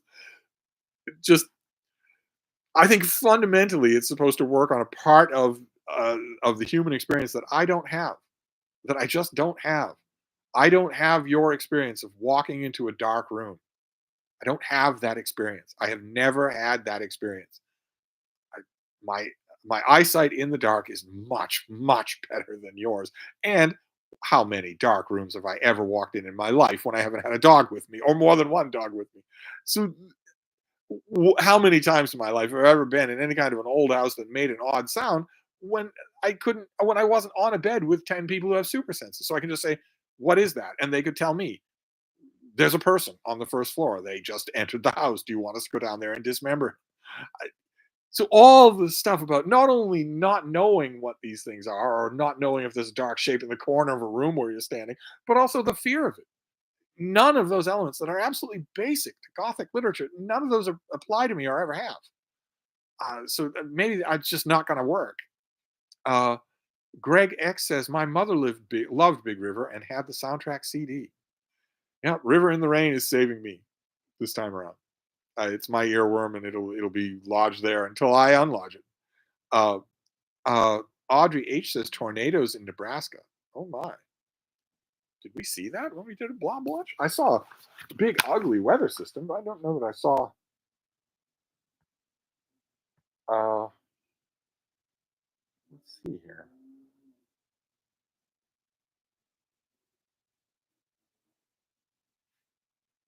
Huh? Yeah. Well, lots of unsettled air. Tornadoes. Is it bad? Oh my, that doesn't sound good. Street Medic says, okay, we all know how you feel about James Joyce, but you at least think Dubliners isn't bad, right? Yes, I do. I think Dubliners isn't bad. Mr. Reborn says, yep, when I was starting my Robert E. Howard collection last year, I was more or less told my childhood bookstore didn't carry that kind of racist, misogynistic tripe. I haven't been back since. Yes, yes, I know beyond there's a bookstore. There's a retail bookstore that's like a 10-minute walk from my front door. I know beyond a shadow of a doubt that that's the kind of crap I would hear if I went in there. Purity test. Not not are you getting the right kind of book, but are you the right kind of person? Are you on the right side of history? And I only have one response to people who even start down that road, and it's not printable. It's not sayable on a family channel, but I would definitely say it to their face. I don't want to encounter it. Uh, DT says Third Rock from the Sun is one of the best sitcoms. I can't ever stop at one episode. Addicting, definitely a mood lifter. Nishan Wig says, I read the first of Hemingway's short stories in his collection, A Short Happy Life of Francis Makehomer, and was smacked in the face with the stench of misogyny and macho stupidity. Couldn't have put that better myself. Scott Jones says, Marcus Aurelius, what about that brilliant author, Emperor Julius Caesar? Yes. Say you're just kidding. Oh, Scotty was here and has disappeared. Oh, there we go. J. Scott Phillips, when is your next video with Zach at the Brattle? I missed those. I believe he's available tomorrow morning. He never seems to be available. We set a time, and then all of a sudden, he's got to go on some work related thing or is called away from the camera or whatnot. I will get on him again. I will get on him to see if we can talk about more bookish stuff. Because you're not the only one who liked those. I liked them. Tolstoy 111. I should share videos more often. I mean, this chat has reminded me that I haven't done a video with Randy in a long time. Haven't done a video with Mark Richardson in a long time. Haven't done one with Zach in a long time. Deb, long gone. Micah vanished from book two. I'll have to work on a cast of people. Tolstoy 111. The problem with the initial Gothic stuff is that the novel hadn't developed yet. Jane Austen alone was able to transcend it. Scott Jones says, I had a wastrel moment and bought a paperwhite signature. I never thought I'd use the wireless charging, but I do, and I admit I like it. Wireless charging does have an elegance to it. I don't have anything that wireless charges, but if I that would be a thing that I would definitely do. You get tired of fishing for the right cord and stabbing your device and whatnot. I like it. I would look forward to the day when everything is wireless charging. Uh, Colombian Thunder says, I've been wanting to get into comics via my iPad, but I don't really know where to start. Any recommendations? I would like fantastic art, but I'd like the story to be good too. Well, but we're going to have to go into more detail than that, especially if we're going to talk about superhero comics, which is the only thing that I can advise you on. We're going to have to get into a lot more detail about what you want. Uh, like, for instance, well, one of the basic questions you could ask there is, okay, fantastic art, great story, but do you want an individual character or a team? Uh, do you want Marvel or DC? Do you want recognizable characters? There are a million questions to ask, but it can be done. There are runs that will pull you right in. Jenny Park says, "Do you have any strong feelings about Ron Johnson? I've been reading his books and finding them much more entertaining than Douglas Murray. Uh, he's more entertaining than Douglas Murray. Yes, I do have strong feelings about him. Uh, uh, you didn't mean Ron Johnson. You meant John Ronson. It's perilous reading. I trust you because you'll have your wits about you, but I worry about people who don't. Uh, uh, anyway, Michael Lombardo says, "What's the buzz on a May STD?" I dropped the ball on April's STD. I mean, April's almost over. We talked about the Hemlock Cup just once. I haven't made any announcement for May. Maybe we'll give it a rest for May. I'll let the whole idea rest until June. Uh, Auntie Gaia says, Steve, I really enjoy that you got your hands on the new Richard Evans book. Uh, Envy that you got your hands on the new Richard Evans book. I haven't read it. Uh, Tolstoy 111 says the best Gothic is the Woman in White. Okay. Luca Mina says, Hi, Steve. I love your gospel readings, and I'm sad it's been so long since the last one. Will it return? This is another thing I haven't done. I dropped the Steve Tiberius Donahue Book Club. No idea why. I just didn't feel like doing it. And we're in the middle of the Gospel of St. Luke, and I just dropped it. I will have to resume it. I'll try to do that tomorrow. Let's see here. Daniel's Bibliophagy. What infernal deals do I have to make to not have to sleep? It's just biology, son. If your biology doesn't help, then there's nothing you can do about it. Just have to embrace it like all the rest of you narcoleptic zombies do. It's 8:30, too early to go to bed. I really want to be unconscious for 10 hours. I really do. Yes. Comics Case says, "Is Twilight of the Habsburgs, the Life of the Times of Emperor Francis Joseph by Alan Palmer worth reading?" Yes, it is. Just don't. I don't want to start twitching involuntarily at mention of the Habsburgs, but yes, it is. Jenny Park says, "Feed off the tears of writers." Daniel seems to work for Steve. Colombian Thunder says, "I guess I prefer something focused on a particular character rather than a team. DC or Marvel doesn't matter to me. I'm good with trying any." We still have to know more. I'm not going to make a recommendation and have it blow up in my face. We still have to know more. Like, for instance, okay, we're singling on an individual character. What about a power level? Do you want an individual character who has lots of superpowers, or very few superpowers, or no super? What about that? Uh, uh, Steve Bronstein says, "Do you like Anne Applebaum?" Yes. Street Medic says, "Madame Bovary." No idea why. RTLLTR says, "Can you recommend a Jack the Ripper book?" Sugden, Sugden, is the name of the author. The one and only Jack the Ripper book. If you don't have the patience, or you're not sure you want to read any other Jack the Ripper book, read his. Uh, Geo Craftsman says, "I missed the beginning of this Steve stream for an important job interview. I apologize for my gross lapse in judgment." Just mention it in the job interview. Look, I'd love to be answering your pro forma questions while you check me out sexually. But could we just watch the Steve stream instead? They'll thank you for it. Long Tall Fran, I have Pale Fire or M, Son of the Century to read next. Which should I start first? I can't decide. You should do two things in this order. One, start M, Son of the Century, and two, delete Pale Fire, or if you have a print copy, throw it in the garbage. Jared Henderson, are there any U.S. presidents who haven't gotten a decent biography? Could you make a video just on presidential biographies? Quite a few who haven't gotten a decent biography. Quite a few. The forgotten presidents from when that wonderful 75 years when it was just a position in the government and no one thought much of it. Like, for instance, the president of the Vatican. When no one thought much of it, it was just the chief clerk of the Senate. So why bother? There are plenty of them. They had great personalities. They would make for uh, great biographies in the right hands. Tolstoy 111 says the Habsburgs invented the police state. Did they indeed? Probably going to tell me they invented syphilis next, right? Jenny Park says, "Hope it went well, Geo." Just picture them in their underwear.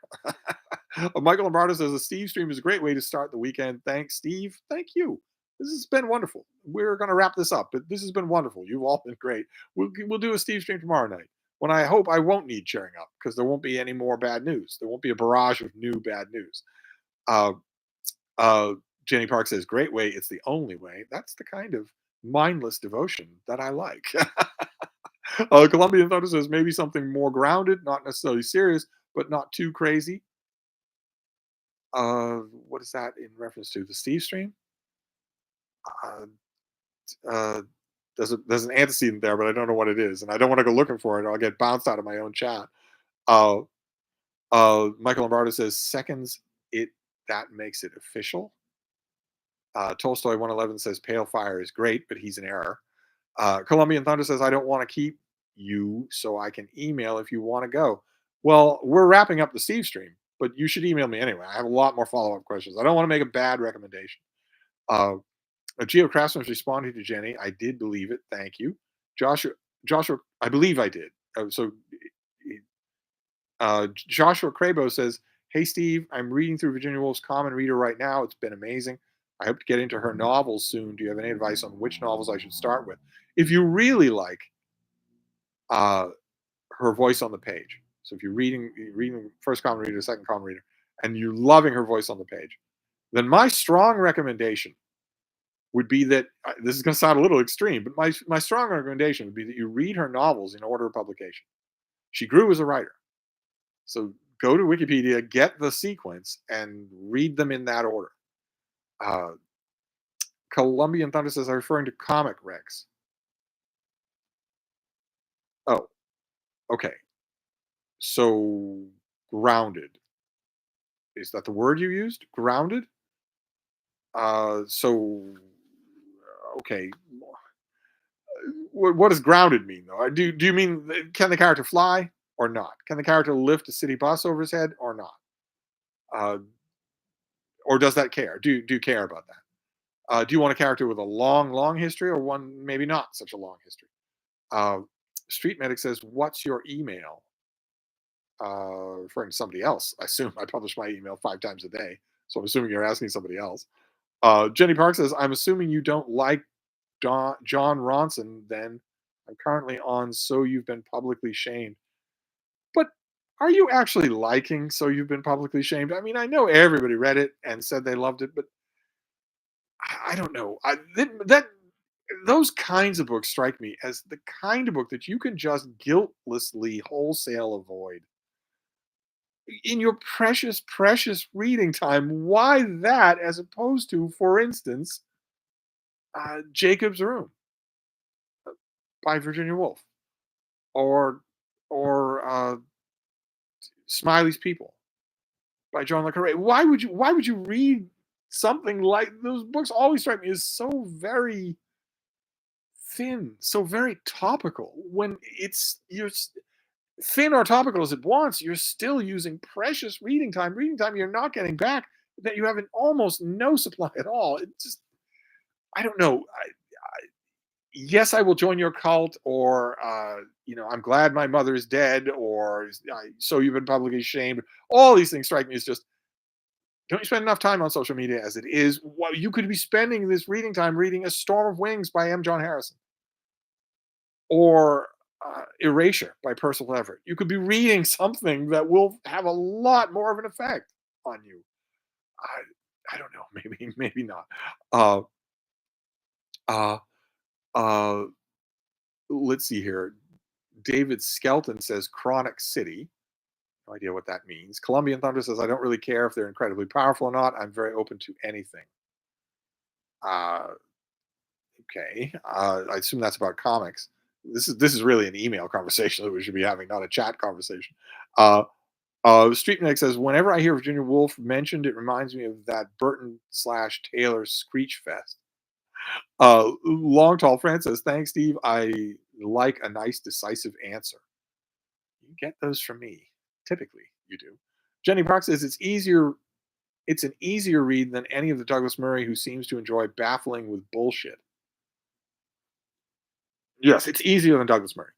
Definitely. It's easier than Douglas Murray. But my point was, with just a tiny bit more effort, just a tiny bit more ground game, you could read people that are 10 times better. It's not like you need to up your game enormously. Anyway, Mr. Reborn is responding to Columbian Thunder. I'll risk recommending Claremont's X-Men to you, as well as The Shadow Strikes and Harvey Pekar's work. Okay, Harvey Pekar. And is it any wonder that I'm wary of other people's recommendations? Uh, you okay, all right. Claremont's X-Men, to somebody who's never read the X-Men and doesn't already revere Claremont's X-Men, is not the recommendation here. It's not the thing to go with. I will come up at Harvey Pekar. Oh my god, I will come up with something for Columbian Thunder. Jared Henderson is here. I love Ronson. My favorite is Them because I love reading about conspiracy theories and the people who peddle them. So do I. But what about the book itself? The book itself is Rain Shallow Puddle. It's just Rain Puddle Shallow, I should say. Uh, David Skelton says John Ronson is fun to listen to.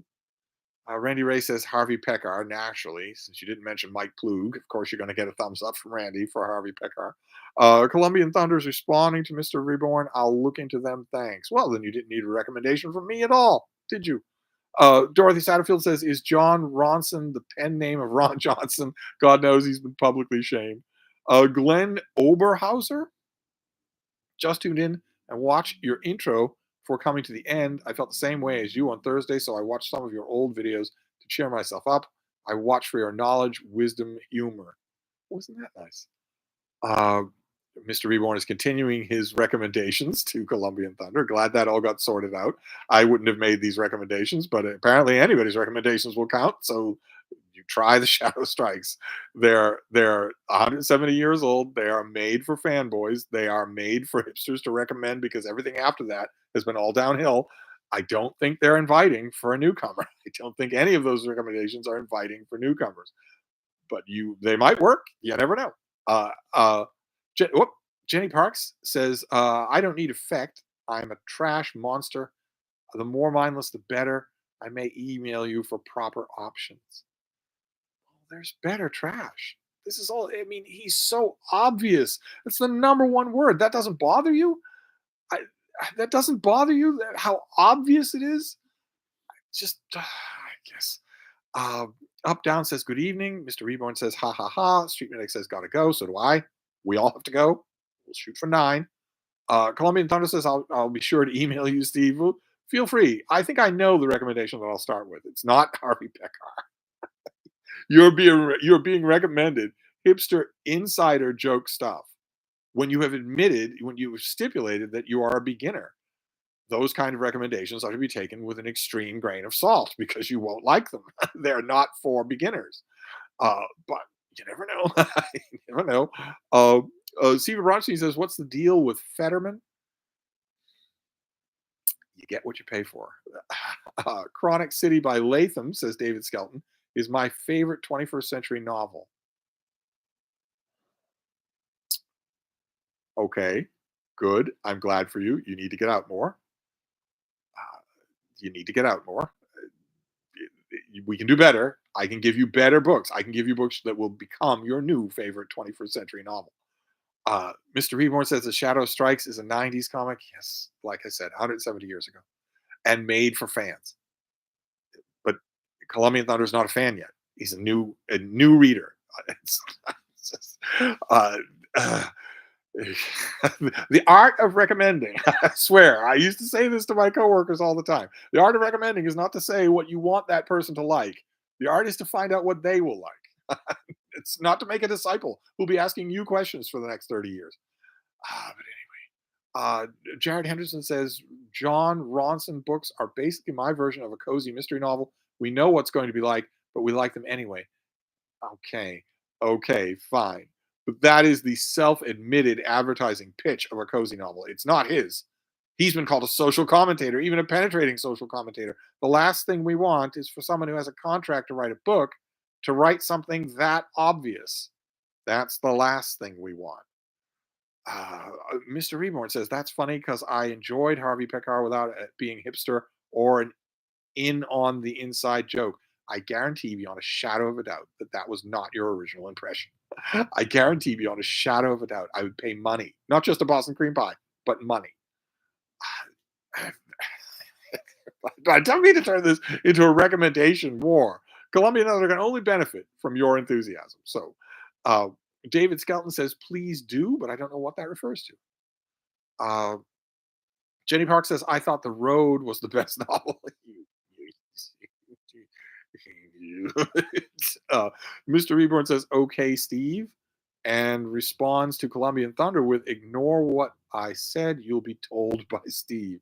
Uh, you don't, uh, you have a good graphic novel section at your library, feel free. The ultimate jury here is you, Colombian Thunder. Feel free to pull down a Harvey Pekar book or get it interlibrary loaned at your library. Sit down with it and see if it in any way answers what you're looking for. My bet would be that it won't. Uh,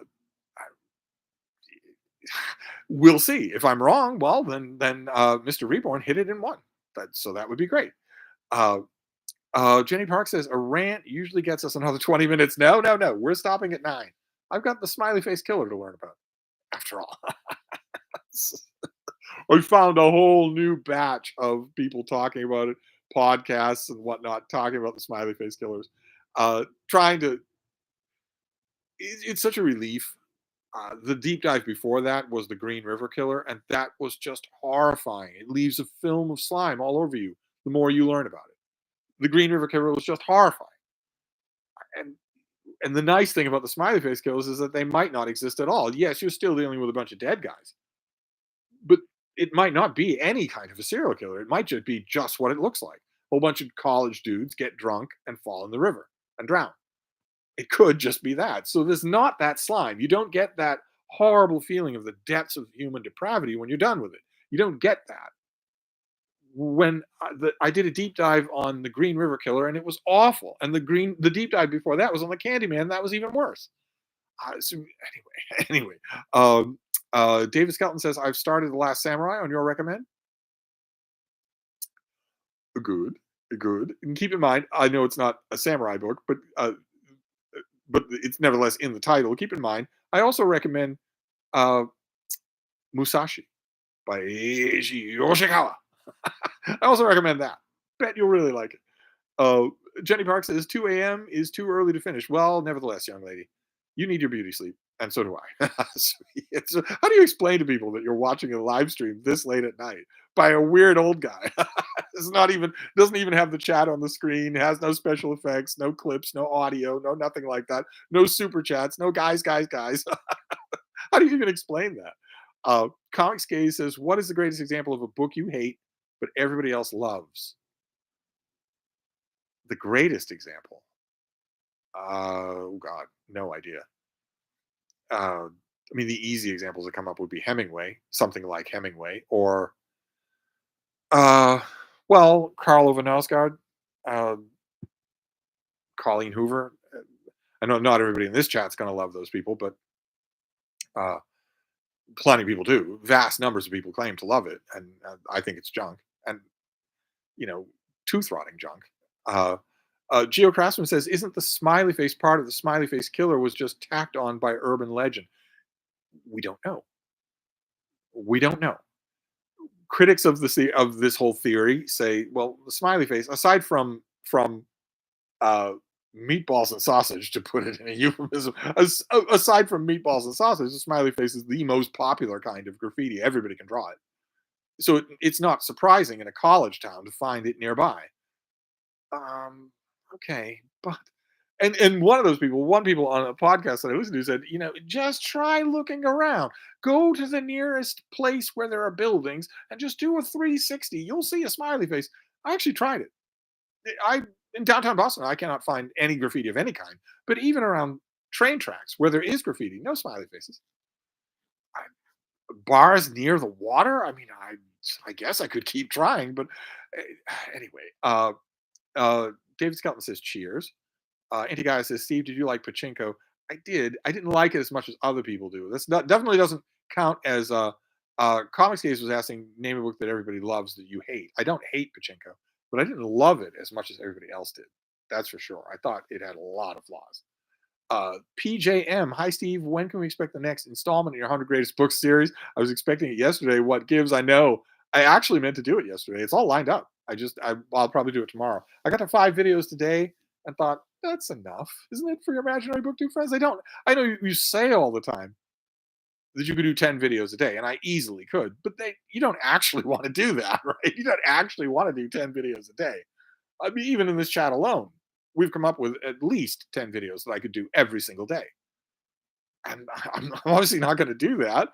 But the next installment is ready. It has a couple of things that are going to make people howl, but nevertheless, my list is definitive. So, Jenny Park says, "I justify with but it's Steve." That's good. That will work. I'll never forget the story of someone who said that they were looking at a live stream of mine as it started in their library, their school library, and the librarian looked over their shoulder and said, "Oh, is this live?" and hurried off to the office. Oh, Jared Henderson is back. What do you think explains how bad Rushdie's new book is? Are you writing a review? Well, I'm hoping for a review from someone else. Uh, the only reason that I haven't run that review already is because the original of that review was like 20,000 words long, and Open Letters is 800 to 1,000 words. Uh, I'm hoping that person will cut down that review and send it to me. That would be great because that will be a much, much better review than what I would write. Not more positive, but better written, more insightful. I'd rather do that. I'm happy to take a back seat if I'm going to get megawatt stuff. I'll have to nudge that person if they're not listening to this live stream. I'll have to nudge that person and see if maybe I can dislodge that review before too much longer. Jenny Park says Boston is too grumpy for smiley face. That's not true. Au contraire, Jenny Parks. There was a smiley face killing in Boston. At least one.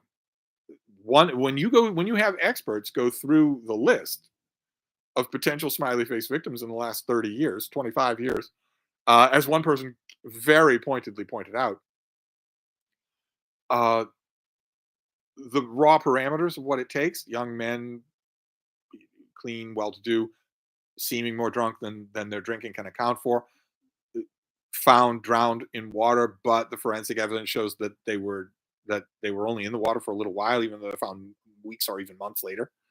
Uh, when you look at that criteria, one person pointed out uh, it matches the internet, and so if this is a network of people, not just one serial killing team, but a network of people who are communicating with each other, well, obviously, you would need the internet for that to do it that way, to do it beyond detection. But under those parameters, one of the more recent events took place in Boston. So Boston is not too grumpy for the smiley face killer. We have our own example. Steve Bronstein said, "Is literary critic James Wood to your liking?" He is. He is. He can be very good. He seems often to me to be a little bit autopilot, or maybe it's just that he writes too long on some obvious subjects. When he's writing on a subject that's not obvious, or when he has non-obvious things to say, I could read him forever. It's just when he gets one of these New Yorker stem winders where what have I got to say about Montaigne? Well, I'm going to say it all. I've been a little bit spoiled when it comes to commentary on fiction, especially contemporary fiction in the 21st century. I've been a little bit spoiled because the single best person who does that in the English language is a friend of mine. I read everything by that person, and that spoils me for anybody doing a lazier job. Uh, Stephen Bronstein says, "Do you like Susan Sontag?" I do. Anti Guy says, "What about the Golden State Killer? Have you got to him yet? That'll bump you out." I haven't. He's on the agenda. I haven't gotten to him. I'm the next one. Uh, unless I was down on myself today. I might not want to sink myself into the depths. So and so I might just stick with the smiley face killers for tonight because there's no actual killer there. So you're free to just speculate. It hits the Bigfoot part of my brain. Whereas the next serial killer that I'm going to do a deep dive on, even I know, is one of the most revolting. Richie Rodriguez, the Night Stalker, is one of the most revolting. I have to do it, but I don't really want to get involved in that whole thing. So I, maybe I'll put that off for tonight. Maybe I'll put it off for the whole weekend. Just spend the whole weekend on smiley face killers. Just do that.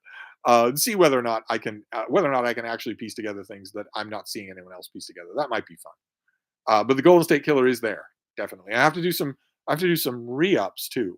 I have to re-up some people. I took as much of John Wayne Gacy as I could take, but I have to go back to him. And I think I probably have to go back to the Candyman as well.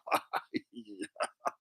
But anyway, uh, David Skelton says, "Where's Bean?" She's right here, nose buried, sound asleep. Jenny Park says, "I almost missed that as Steve is hunting for the killer himself." Misread that as Steve is hunting for the killer himself. No, no, no. Oh, it's 9. Time to wrap up the stream. Let's see what else is here. Comics Gaze says Lawrence Bittaker is the most revolting serial killer in my opinion. I haven't got to him. I will. I will eventually. Anti Guy says Richard Ramirez was a pretty boy. Well, in some angles, maybe we have different standards of pretty boys. In some angles. Steve Bronstein says Richie Ramirez gives other serial killers the heebie-jeebies. Yeah, yeah. I'm glad to see, glad or either glad or disturbed to see that some of you know these serial killers right off the top of your head. Apparently, they have devoted fans, not of what they did, but there are people who've made a study of this subject where I have not. I'm going to try to make up for that with a lot of Anne Rule reading.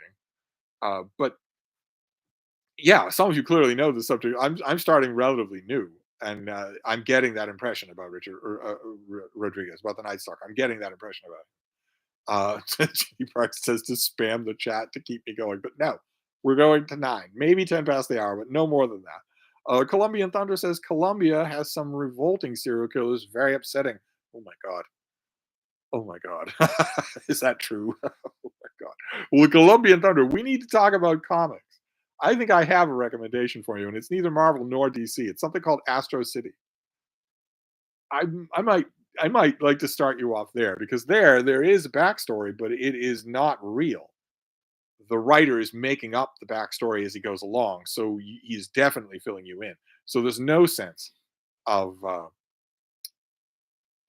of a genuine backstory made by a whole bunch of different people that you have to follow and chase down. I'll just see what's available there. But anyway, Jenny Park says, "Where's Spaminator when you need him?" I know the Spaminator hasn't been around to spam the chat, but we'll go to 10 past the hour, and then that's or just a few minutes more, and then that's it. Mr. Scott Jones says, "My poodle is either listening to you in front of the TV or is asleep. I can't tell from here. It's a common thing. You're either listening to me or you're asleep, or both." Although plenty of people have shown me pictures of their dogs avidly listening to me on the big plasma screen TV. Randy Ray, Superman for All Seasons is a good comic for beginners. Maybe. Maybe it is. It's full of Superman reference. What are you going to do with Superman reference if that's the point of a whole scene, or I would argue a whole issue, if you don't feel Superman reference? Same thing with Shadow Strikes. What are you going to do with the reverence, with the fan service if you're not yet a fan? You have to be careful about recommendations like that because if the person's not a fan, they're going to know what to do about a moment like that. Superman for All Seasons is a fan letter to Superman fans. So, sure, it's a general introduction, but what's it going to do to somebody who doesn't feel that? Whereas, for instance, Superman's Secret Identity with Stuart Immonen artwork. Well, that is completely for the beginner. There isn't any. I mean, there isn't anything there. It's an evolving story, and all you need to know about Superman is what the characters in the book know about Superman, and it's also visually better. I would think. I would say. Uh, Colombian Other says thanks. I'll send an email. Good. Jeff Messerman. Oh my God. Who left the back door? Who left the screen door open? Come to Plainfield, Wisconsin for the Ed Gein lore. Stay for the bratwurst. Yeah, I did a little of Ed Gein. I was a little bit interested in him there was a great graphic novel a couple of years ago. Uh, Something like "Did you heard what Ed Gein done?" Something. It was a terrific graphic novel. It made me realize that I knew more about Ed Gein from the movie Leatherface than I knew from the actual guy. And I did a little bit of reading then. Just there was some text in that graphic novel as well. But I did a dive on him just a week ago, and I need to go back. I need to do that more. Not yet, not yet. But yeah, Wisconsin, full of crazy people. Uh, Jenny Park says, "Ooh, more bratwurst," but not much more bratwurst because we're wrapping this up. Uh, Andrew McDonald says, "Obviously, Mr. Thunder should start with anything published by Fantagraphics." Oh my god! Oh my god! Fantagraphics, Harvey Pekar. What is wrong with you people? I shouldn't say what is wrong with you people because I know it's all coming from the heart. It's coming from a good place. But I had to deal with this same kind of stuff when I was working in a bookstore. And a customer would come up and say, I'm looking for a recommendation. And I could see that some of my colleagues were going to recommend things they wanted to make that person like because they like them, as opposed to let's find out what that person would like without me in the picture, without me at all. I realize the reason a lot of people make recommendations like that is because they haven't read widely enough to do the other kind. They can only talk about what they've read and liked. They can't talk about everything else because they haven't read it. Or no, he shouldn't start with anything by Fantagraphics. No, not at all. I'm thinking Astro City. I'm thinking Astro City would be a great place to start. Jenny Park says start with The Walking Dead just to annoy Steve. No, well, anyway, excuse me. Anyway, I have to get back to the Richard Burton Diaries. I have to get back to the Richard Burton Diaries and also uh, Lord Byron. Uh, so I will wrap up the Steve stream for now. But this was a lot of fun. There were a lot of us here. It was totally happening. So we will do it again. We'll do it again tomorrow night, and I will see you all then. When hopefully we'll have a happier Steve to start with. That would be great. But anyway, I'm gonna wrap this up. Thank you all for being here. Oh, wasn't it calm and peaceful without the Spaminator? but I'll be back. Thank you, book two.